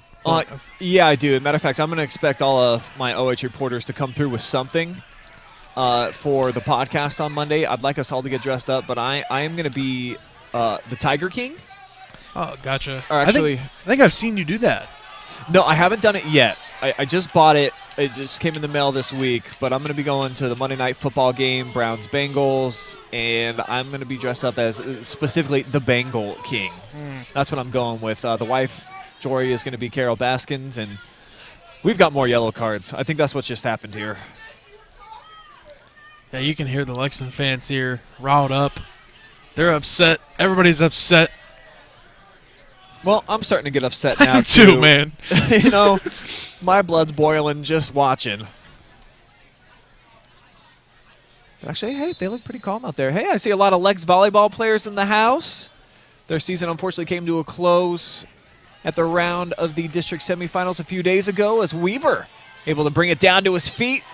Unloads a lethal one, but it's deflected. Second opportunity, and it's the second save in the second half by Stewart. One of the best chances that they've had tonight, Brian. And Stewart able to shut it down. Didn't get a great look, but they need any chance they can get here just to try to put it on net. See if Stewart maybe makes a mistake and try to slip it by him, but so far he's been pretty spotless here tonight.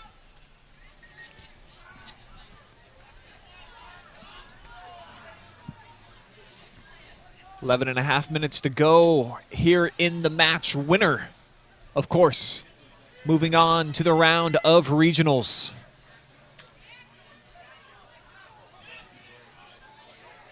Big ball's going to force out to the wing. Oh, Roberts tried to time that one up. Said he missed everything.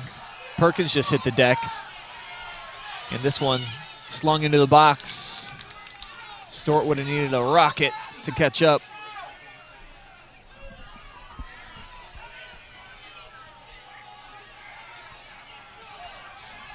So Ontario starting to run out of time, and you got to be kidding me.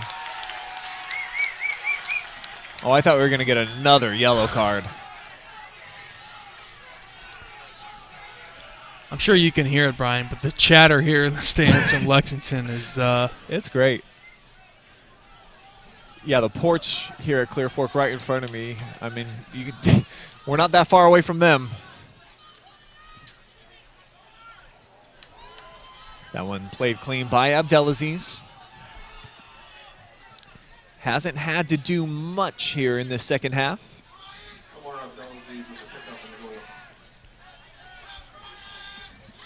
And we're getting some cheers from the Lexington fan base down in the front row. Love the purple haze. And I'm telling you, G, like there's a little spark here in the air now. Yeah. Just a 1-goal differential. Warriors certainly don't feel like they're out of it, and I'm going to stick to my guns here. I definitely feel like they've still got 10 minutes to play with. There's going to be at least 2 or 3 more opportunities that kind of makes you hold your breath. The question will be, can they continue to keep Lexington at just 1 goal? If they can, man, what a finish we're going to be in for. It's going to get crazy in this place as Omar comes out and does this thing again.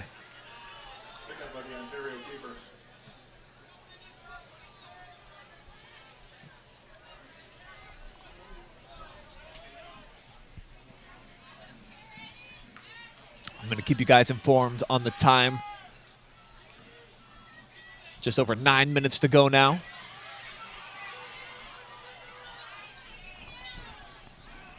Perkins able to control it down at his boots.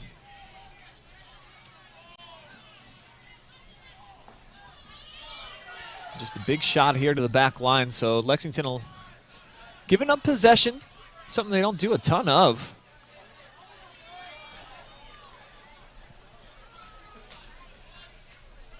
That's a good ball, literal. Good move for Stewart. Didn't really love the give-and-go thought process there from Gage. I'd like to see him. He's just a big physical target that Ontario needs.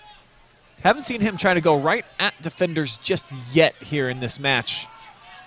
I think it's about go time for that, G. You know, the aggressive has to kick in here on Ontario. They played solid defensively. They haven't allowed, you know, Perkins and Depperschmidt to really run this game here tonight. The back line's been solid. Belladise has been solid, but the offense just hasn't been there. You know, they've had limited opportunities. They haven't had great opportunities.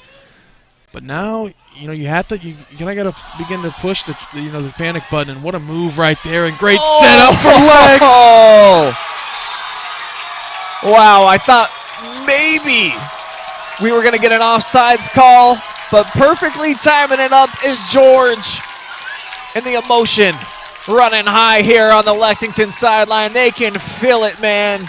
Trying to keep the streak alive, getting back to the regionals yet again. Oh, they're hitting the gritty, Brian. They're showing off now. Hey. Check this out, George. Keep it in line with the last defender. I think you got to give almost even more credit to that setup from Luke Roberts. Yeah, it's pretty. Thing of beauty right there. And you just mentioned it too, Brian, not even a minute ago, about how Ontario, they had to keep Lexington, you know, to one, and were they going to be able to limit them or were they not? And Dylan George and Luke Roberts connect for the biggest goal, and it could be the dagger, Brian. Just 7:52 remaining here in this game. You take a look at the Purple Haze. They show out. They're showing some love. They're rocking the baby to sleep. Let's see if it goes to sleep. Yeah, they tried to put the baby to bed 20 minutes ago, and now I think, hey, you see the eyes starting to get a little bit sleepy. You know, it's had enough of his baba, and it's ready to settle in. They were trying to fight it. Nap time, no, Dad. But, hey, we all know who the real daddy in this rivalry is, right? Sorry, Warriors fans. It's just the facts. We're getting another yellow here, Brian. This one's going to go against Gage Weaver. I mean, if this was trick or treat for yellow cards, these kids, their baskets would be full to the brim. I mean, do we got a yellow card like tracker we can just throw up on the screen here? I mean, how many are we at? We'd be approaching double digits. That is approximately 8 yellow cards. Wow. Oh, I just got given one up here in the box. Oh, no. Jeez. So we're at 9. Let the tracker begin. And just a quick update for those of you that like to keep up to speed with kind of what's happening around the planet in terms of, the national days. There's like 5 different things every single day. Today is National American Beer Day. So if you're of age, hopefully you're hanging out with a nice Budweiser or something on hand. And also National Black Cat Day, which I really don't support this time of year, G. I thought you honestly, Brian, were going to be talking about the Seneca East Monroeville score for volleyball. And I am curious who's winning that one. Oh, sure. Yeah, folks, if you feel like this one's kind of in the books, we do have one other live and free contest going down. No, we don't. Looks like that one's in the books, too. And oh, no. The Seneca East Lady Tigers are your D4 Willard District runners-up because Monroeville getting the job done. I think in 5 sets. Wow. At least 4. You know Travis has got to be jumping up and down about that one. He does love his Lady Eagles, and they seem to have the same mutual admiration for him. Big league in some parts of the state. I don't know what it is, but he just together blends. well. It just works.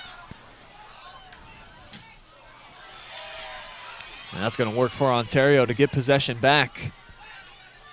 Can they generate a quick goal here? Let's try to make things fun down the stretch. I'm not afraid to say I'm kind of pulling for Ontario to make this thing happen. You're down a guy. It's going to be gutsy. It's going to have to be a crazy play, and we're going to get a one-on-one Weaver.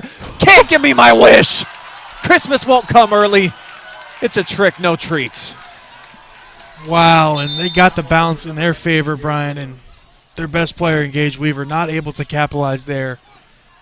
Just a bit to the left there, not able to go on frame. Oh, what a chance, too. A Stewart was nowhere even near. He came out to try to get a hand on it.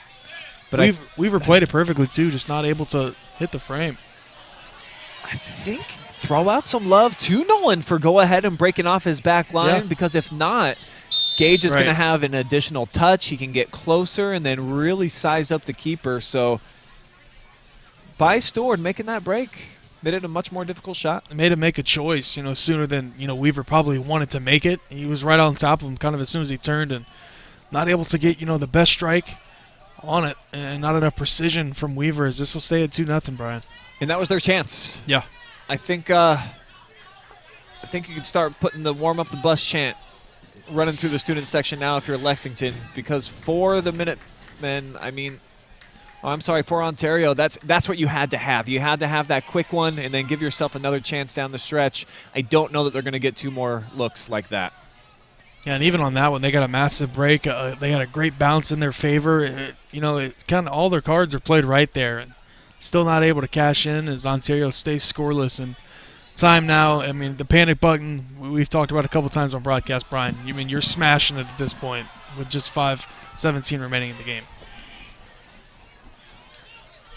They're definitely going to have to put all of their might, energy, and effort into getting some big licks on net. But for Lexington, this is a great ball possession team.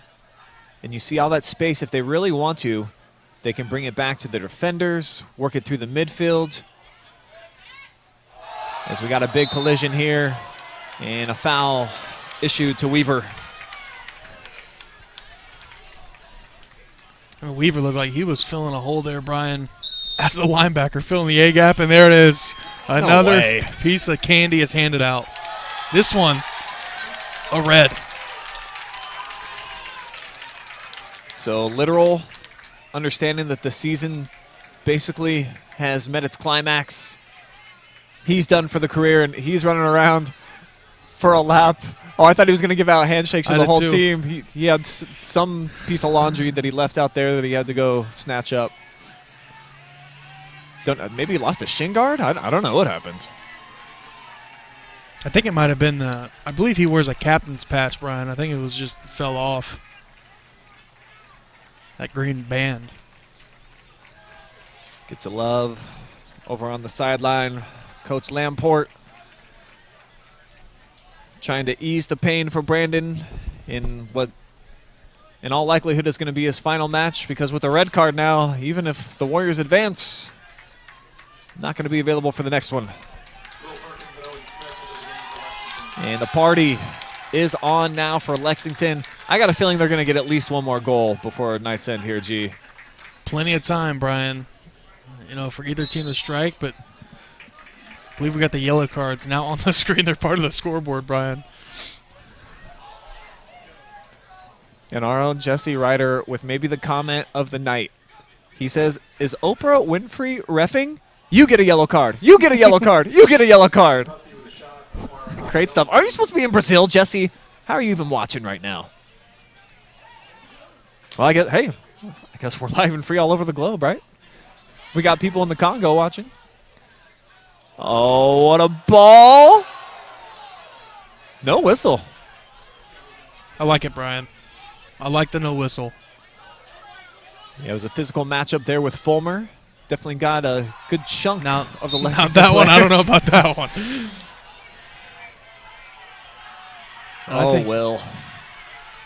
I think he might have actually took this one, Brian. Yeah. I think this was a knee, straight to the nose here. As he falls down.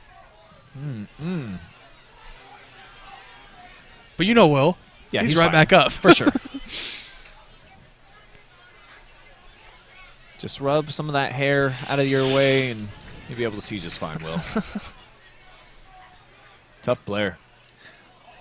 Well, hey, we're getting to that part of the game now, G. We got to start thinking who's going to be the most valuable player of the night. I definitely want to leave this one up to the fans. Yeah. Let's tally up some votes here. So on the Facebook and the YouTube, go ahead, drop us some nuggets. Who do you think is worthy of being announced as the player of the game? We will join that player for an interview. And I think the plan is I'm just going to grab a wireless microphone, go down onto the field. I'll talk to the player of the game, probably get Coach Peter, and I'm going to try to catch up with everybody who got a yellow card, but that's going to take a while. Yeah, we might be here all night, Brian. Might run out of bandwidth by that point, as we've got 9 yellow cards in the match. That's the most I've ever seen. You got to think, too, those didn't even start. How many? Do you know how many we had in the first half? We had just 2 total cards in the first half. I knew it wasn't that many. Ontario had both of them. And now in the second half, Lexington has 3. Warriors got 3. We knew it would be a physical matchup, Brian, and it's been that and some, I think. I don't think it was going to be this physical towards the end, but you've been used to this rivalry. You kind of called this, so see the physical play still going on down here on the field. This is the most physical soccer rivalry that I've ever seen, and it always gets that way in the district round. Regular season 2, as I was talking about in the first half, I mean, there were just so many big collisions at the end of that game. More of the same here. What a quick restart for Depperschmidt. Sets up a huge shot from Tagliati, but that one sails wide. As we're down to just 90 seconds remaining. And I've got a vote via text message that the referee be the MVP. He did the most of the work. I'll say one thing. I don't really think that the calls, at least on the field, have changed the game. Now, the complexion is different because the 2 yellows and the red that issued the player out for Ontario early in the second half, that's a big difference maker. But as far as the actual calls out there, I think the officials have done a nice job. They just got a little card happy. 1 minute remaining in the match. 1 minute. Lexington got a minute to play with. I know that they would love to score one more time. Second time they've tried to get it to the junior Tagliati down here. He throws down the defender, and he's going to pick up a foul.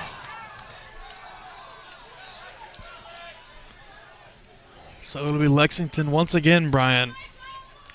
Moving on here in the district championship against Ontario. They've been the Warriors' kryptonite, and nothing's changed as they're going to pick this one up once again, Brian. 2-0 on this one. Yeah, fan zone's all in on the refs. I might just have to have a conversation with both of those gentlemen. But hey, this is about the kids, folks. I got a vote, Brian, so maybe just be my vote. Yeah, let's hear from you real quick. It's got to be Dylan George for me because of celebration. And the celebration in full force now. Lexington going back to regionals for the 6th consecutive season. What a run they've had since 2016. A lot of time, effort, energy put into this thing. And the Minutemen get it done yet again. They are your district champions here at the Clear Fork Corral. We're going to step aside. When we return, our post-game show will feature our final stats, interviews with not just the player of the game, which might be some referees, but also I'm going to try to catch up with as many players as possible down there on the field. So there's still a lot to come. Make sure you keep it here for the Barrister Title Group post-game show. Ton on the way, featuring the district champion, Lexington Minutemen.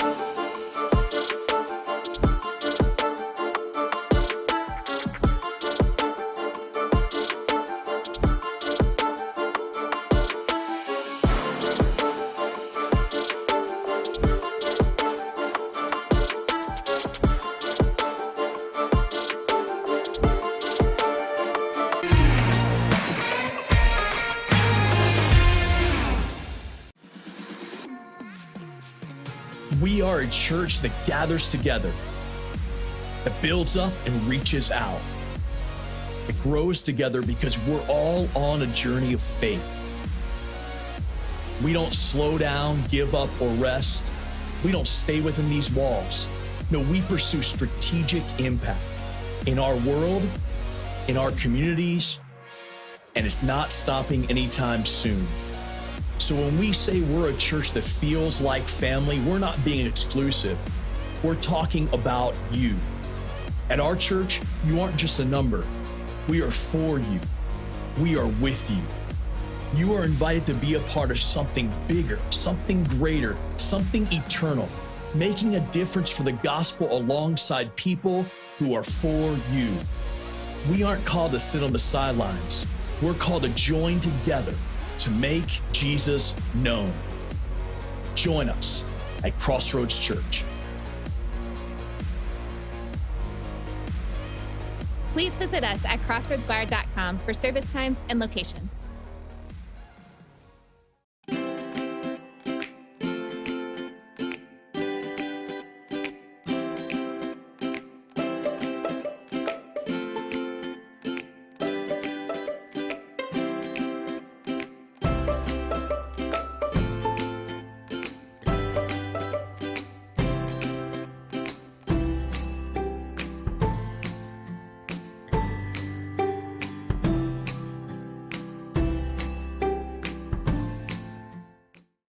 Are you looking for a solid career, job security, great pay, and rapid advancement?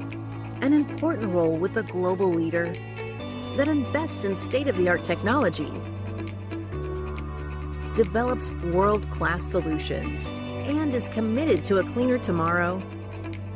Yeah, we have just what you're looking for.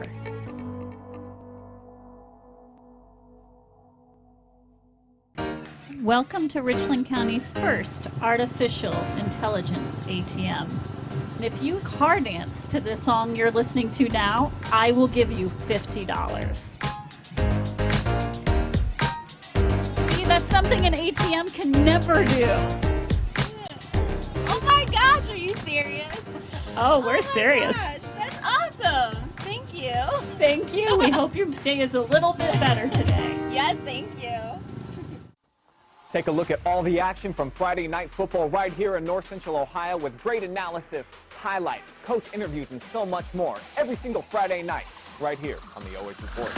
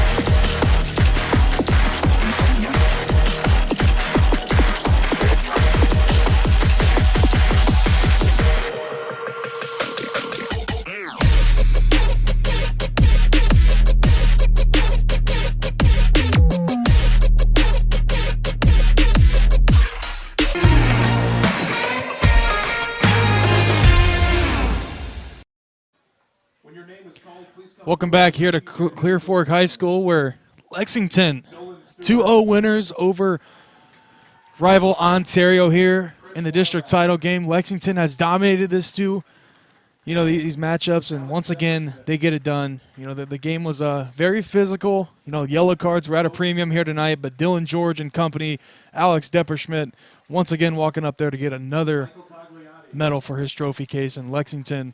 They'll move on once again. I mean, they're not, you know, they're always used to this. They're always, you know, winning big games, and yet another one here where it was close. It was tight. Ontario, you know, there were a couple men down due to red cards, but eventually, you know, Lexington was able to get their offense going. Luke Roberts had a great dish to Dylan George. That one was really the dagger. That was the one that they put in to go up 2-0 and really put this game away as the Minutemen once again defeat Ontario here in the district title. Ontario hasn't beat them in the district since 2017, and the Minutemen once again doing their duties, owning this rivalry as they win 2-0. As you take a look at the trophy presentation here, and then there's Dylan George right there. Might see a little bit from him later on, but there's Will Perkins. Another big game from him. Jackson Lamp. What a great game it was. You know, a back and forth affair, but Ontario, I was impressed with them throughout the entire first half, you know, limiting the Lexington opportunities, but me and Brian kind of talked about it. That offense for Lexington was going to heat up. They were going to need big players to step up, and they had them today. As you know, we're used to Will Perkins scoring and Alex Depperschmidt, but it was the others that stepped up. Of course, Zachary Turlow had the first goal for Lexington. And then, as I mentioned, Luke Roberts had the assist to Dylan George that really put things away. And now presenting the district trophy is Jeff Eichhorn with head coach Pete Tim and the Minutemen. Now Pete Tim and the Minutemen will go get their trophy. Once again, congratulations to the Lexington High School Minutemen, who will now advance to the regional semifinal. So now they move on to the regional semifinal. Opponent to be determined. Here goes a celebration here for the Minutemen as they're used to the success. They're typically raising trophies at the end of October, and this year no different.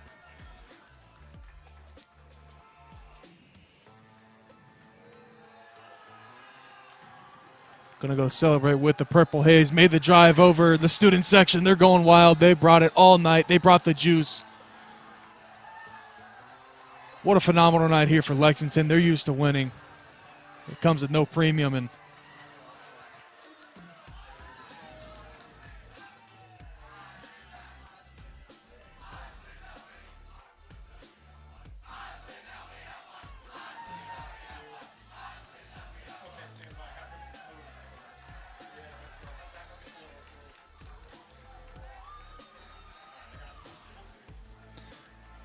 I believe we do have our MVP ready to go. So we'll throw it down to Brian.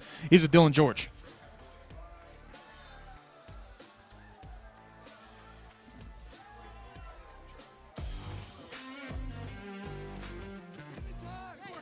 All right, we're back now with our Mechanics Bank player of the game. We got Dylan George with me right now.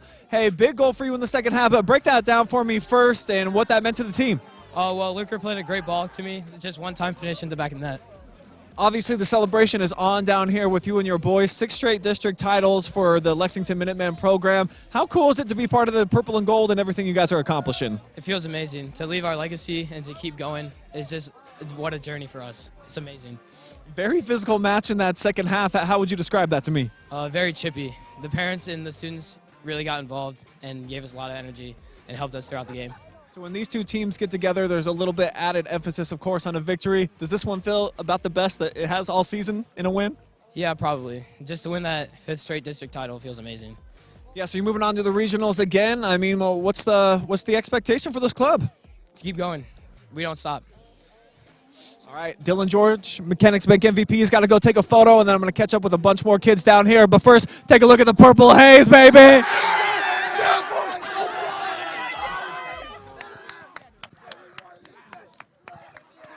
Great interview for Mr. Dylan George, our Mechanics Bank MVP here tonight. I believe Brian's going to continue to be on the field and try to find some interviews, so I'll try to keep you guys entertained up here as Brian's down there getting selfies with some members of the Purple Haze. But you take a look at the winners on the far end, and Brian mentioned it, 6 straight district titles. You know, this is the cream of the crop when it comes to boys soccer, men's soccer here in the area. they don't do it, nobody does it best other than Pete Tim and his staff, and once again, beating their rival. I mean, it seems like we have this matchup year in and year out. It's because we do. And Lexington continues their dominance. Ontario's only beat Tim twice, where I learned on this broadcast, and the Ontario Warriors here coming to Clear Fork, not able to do it tonight. So let's see how they got here. Take a look at the D2 boys soccer bracket, the Clyde region. Lexington, they knocked off Willard, and then Perkins and Vermilion. Perkins won that one. We were at that Lexington-Perkins game, and Alex Depperschmidt had a big game. A couple others as well, as they won that one 4-1. It really wasn't even close. Perkins got the lone goal in the late stages of that game. Galleon was knocked off and defeated by Ontario. Clear Fork fell to Norwalk, and then Norwalk, Ontario, we were also up there for that one. Zane Filmer, the hero for Ontario, up at that game when he punched one in between the pipes, in the first golden goal session. And then there we are tonight, Lexington number 1, Ontario number 2, and what a game it was as Lexington wins their 6th straight district title, 2-0 over the Warriors.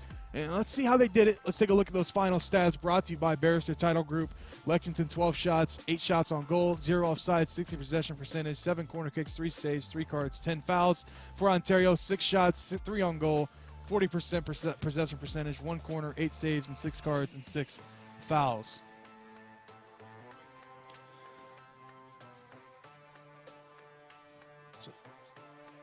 So that's how we got here tonight. That's what happened here tonight. I believe Brian's going to grab a couple more interviews here, so we'll keep it locked and loaded here on the OH Report.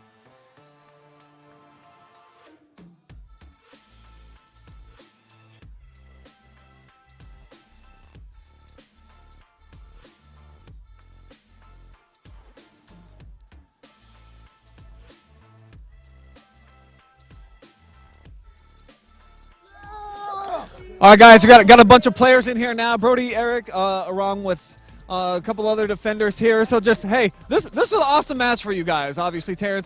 Tell me about being on that back line and what it's meant to you to be a part of a unit. You're giving up less than a goal per game, man. It just means a lot. It means a lot to come out here with my teammates and not let up goals and just to go and score and win games. It means a lot. Just to make a tournament run, it means everything. Most kids don't get to do this, and we have the opportunity to, so it just means everything to me. And then you hold Ontario scoreless here tonight. That's got to be pretty satisfying. Yeah, it really shows how hard we work. We've been working towards this for months. This has been our goal.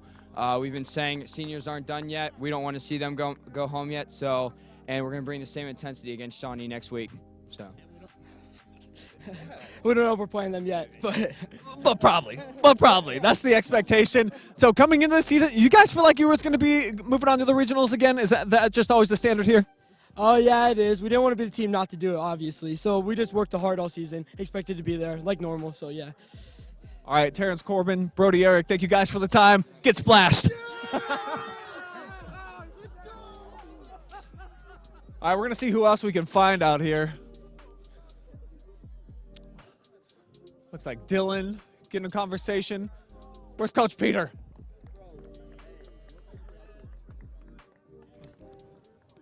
Hey, Will, you want to come talk to us real quick? I gave it to my mom. She's Oh, all right, so I got Will Perkins joining me now. Will, really a physical game out there. You took a lot of tumbles, man. It looked like you sold quite a few of those fouls, but just how much fun was it to be a part of this game? And then tell me about the second half and the physicality. It was so fun. I was glad to be there. Last year, I remember I was on the bench and then came in. It was super fun knowing what it's like to be on the field. It was really fun. And I know some guys from there, we know off the field, on the field. We get physical when it comes to game time, but it's all love at the end of the day. 9 yellow cards, though, in the match. I think that's an all-time record on the OH Report. We actually had a stat tracker going up on the screen. Have you ever been involved in a match where they were just handing them out like they were candy tonight? Yeah, for sure I have. Just talking back. I've learned to silence myself throughout the season, though. So, yeah. Well, hey, congratulations. Moving on to the round of regionals. This team, Final Four last year, is that the expectation again? For sure, 100%. Yep. All right, Will Perkins, one of the most exciting players in the area. Thanks for the time, man. Congratulations. Thank you. Oh, such a great fan base, too. Oh, you're just going to stick with us? All right, I got to get as many guys as I can. We got Lucas Dove here. Hey, you got that nice fancy chain around your neck. Well, what does that mean to you getting yet another one of those? It's actually my first one. Oh, the first one for you? Yeah. Where'd you come from? Well, I was here until I was here as a freshman. Then I moved to Florida for a year. Our run there was not too great. So that's what brought you back, Minutemen soccer, is that fair? Of course. Yeah, first one for me. Didn't play much, but was there for about a minute and a half. Probably the most glorious minute of the night for you. So moving on, it sounds like the expectation for you guys is just kind of like Final Four or bust, right? Yeah. I don't know how far we'll get. Hopefully we can win state. We'll see. All right, appreciate it. Lucas Dove moving back to Ohio from sunny Florida just to play for the Lexington Minutemen. Thank you so much. Let's see who else we can find out here. Hey, Depperschmidt, you got a quick second for us since you got the trophy? Oh, man, it's fancy. Yeah, jump in here too, Luke Robert. Hey, guys, so just, I mean, you're playing your rivals here tonight. You got to bring home some big hardware that's going to stay in the trophy case forever. This just has to be the ultimate for you guys. I know, obviously, the next round, it's big, but winning these district championships against the local teams, nothing quite like it, right? Yeah, I'd say we played them all 4 years. You know, it's nice to – I've never lost to Ontario, so, you know, we got that against them. Yeah, I'm glad you got that one in there. How does this feel? It's definitely good to beat Ontario, especially. It's good to beat anyone in the district finals, but it's a lot of confidence moving forward in the next round. Yeah, it seems to be the expectation talking to all the guys out here is just like Final Four. I know you got tough regional coming up here, but at least you're setting the bar high. Yeah, you know, we're excited to see who we play in the next round. You know, Lima Shawnee's a possibility, and we had a really good game against them last year. We lost earlier 2-1 this year, but we were a different team. I'm sure they are, so we're excited to see how that pans out. Excited to see how it goes.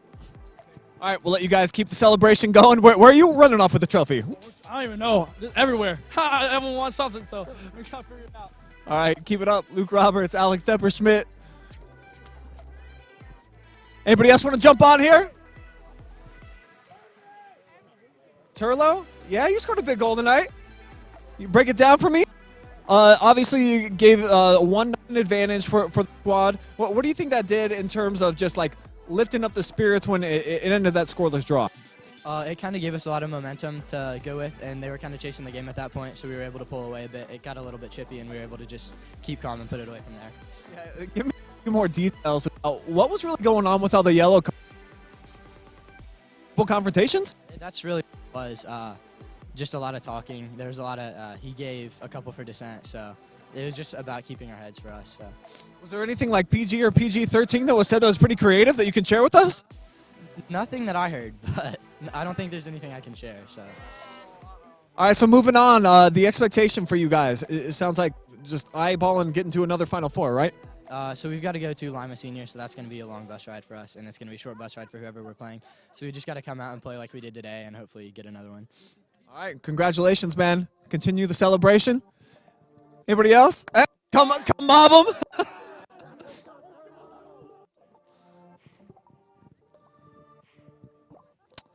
All right, I think we're about out of players. I see Coach Peters right here. I'm gonna get Peter, and then we'll call it good.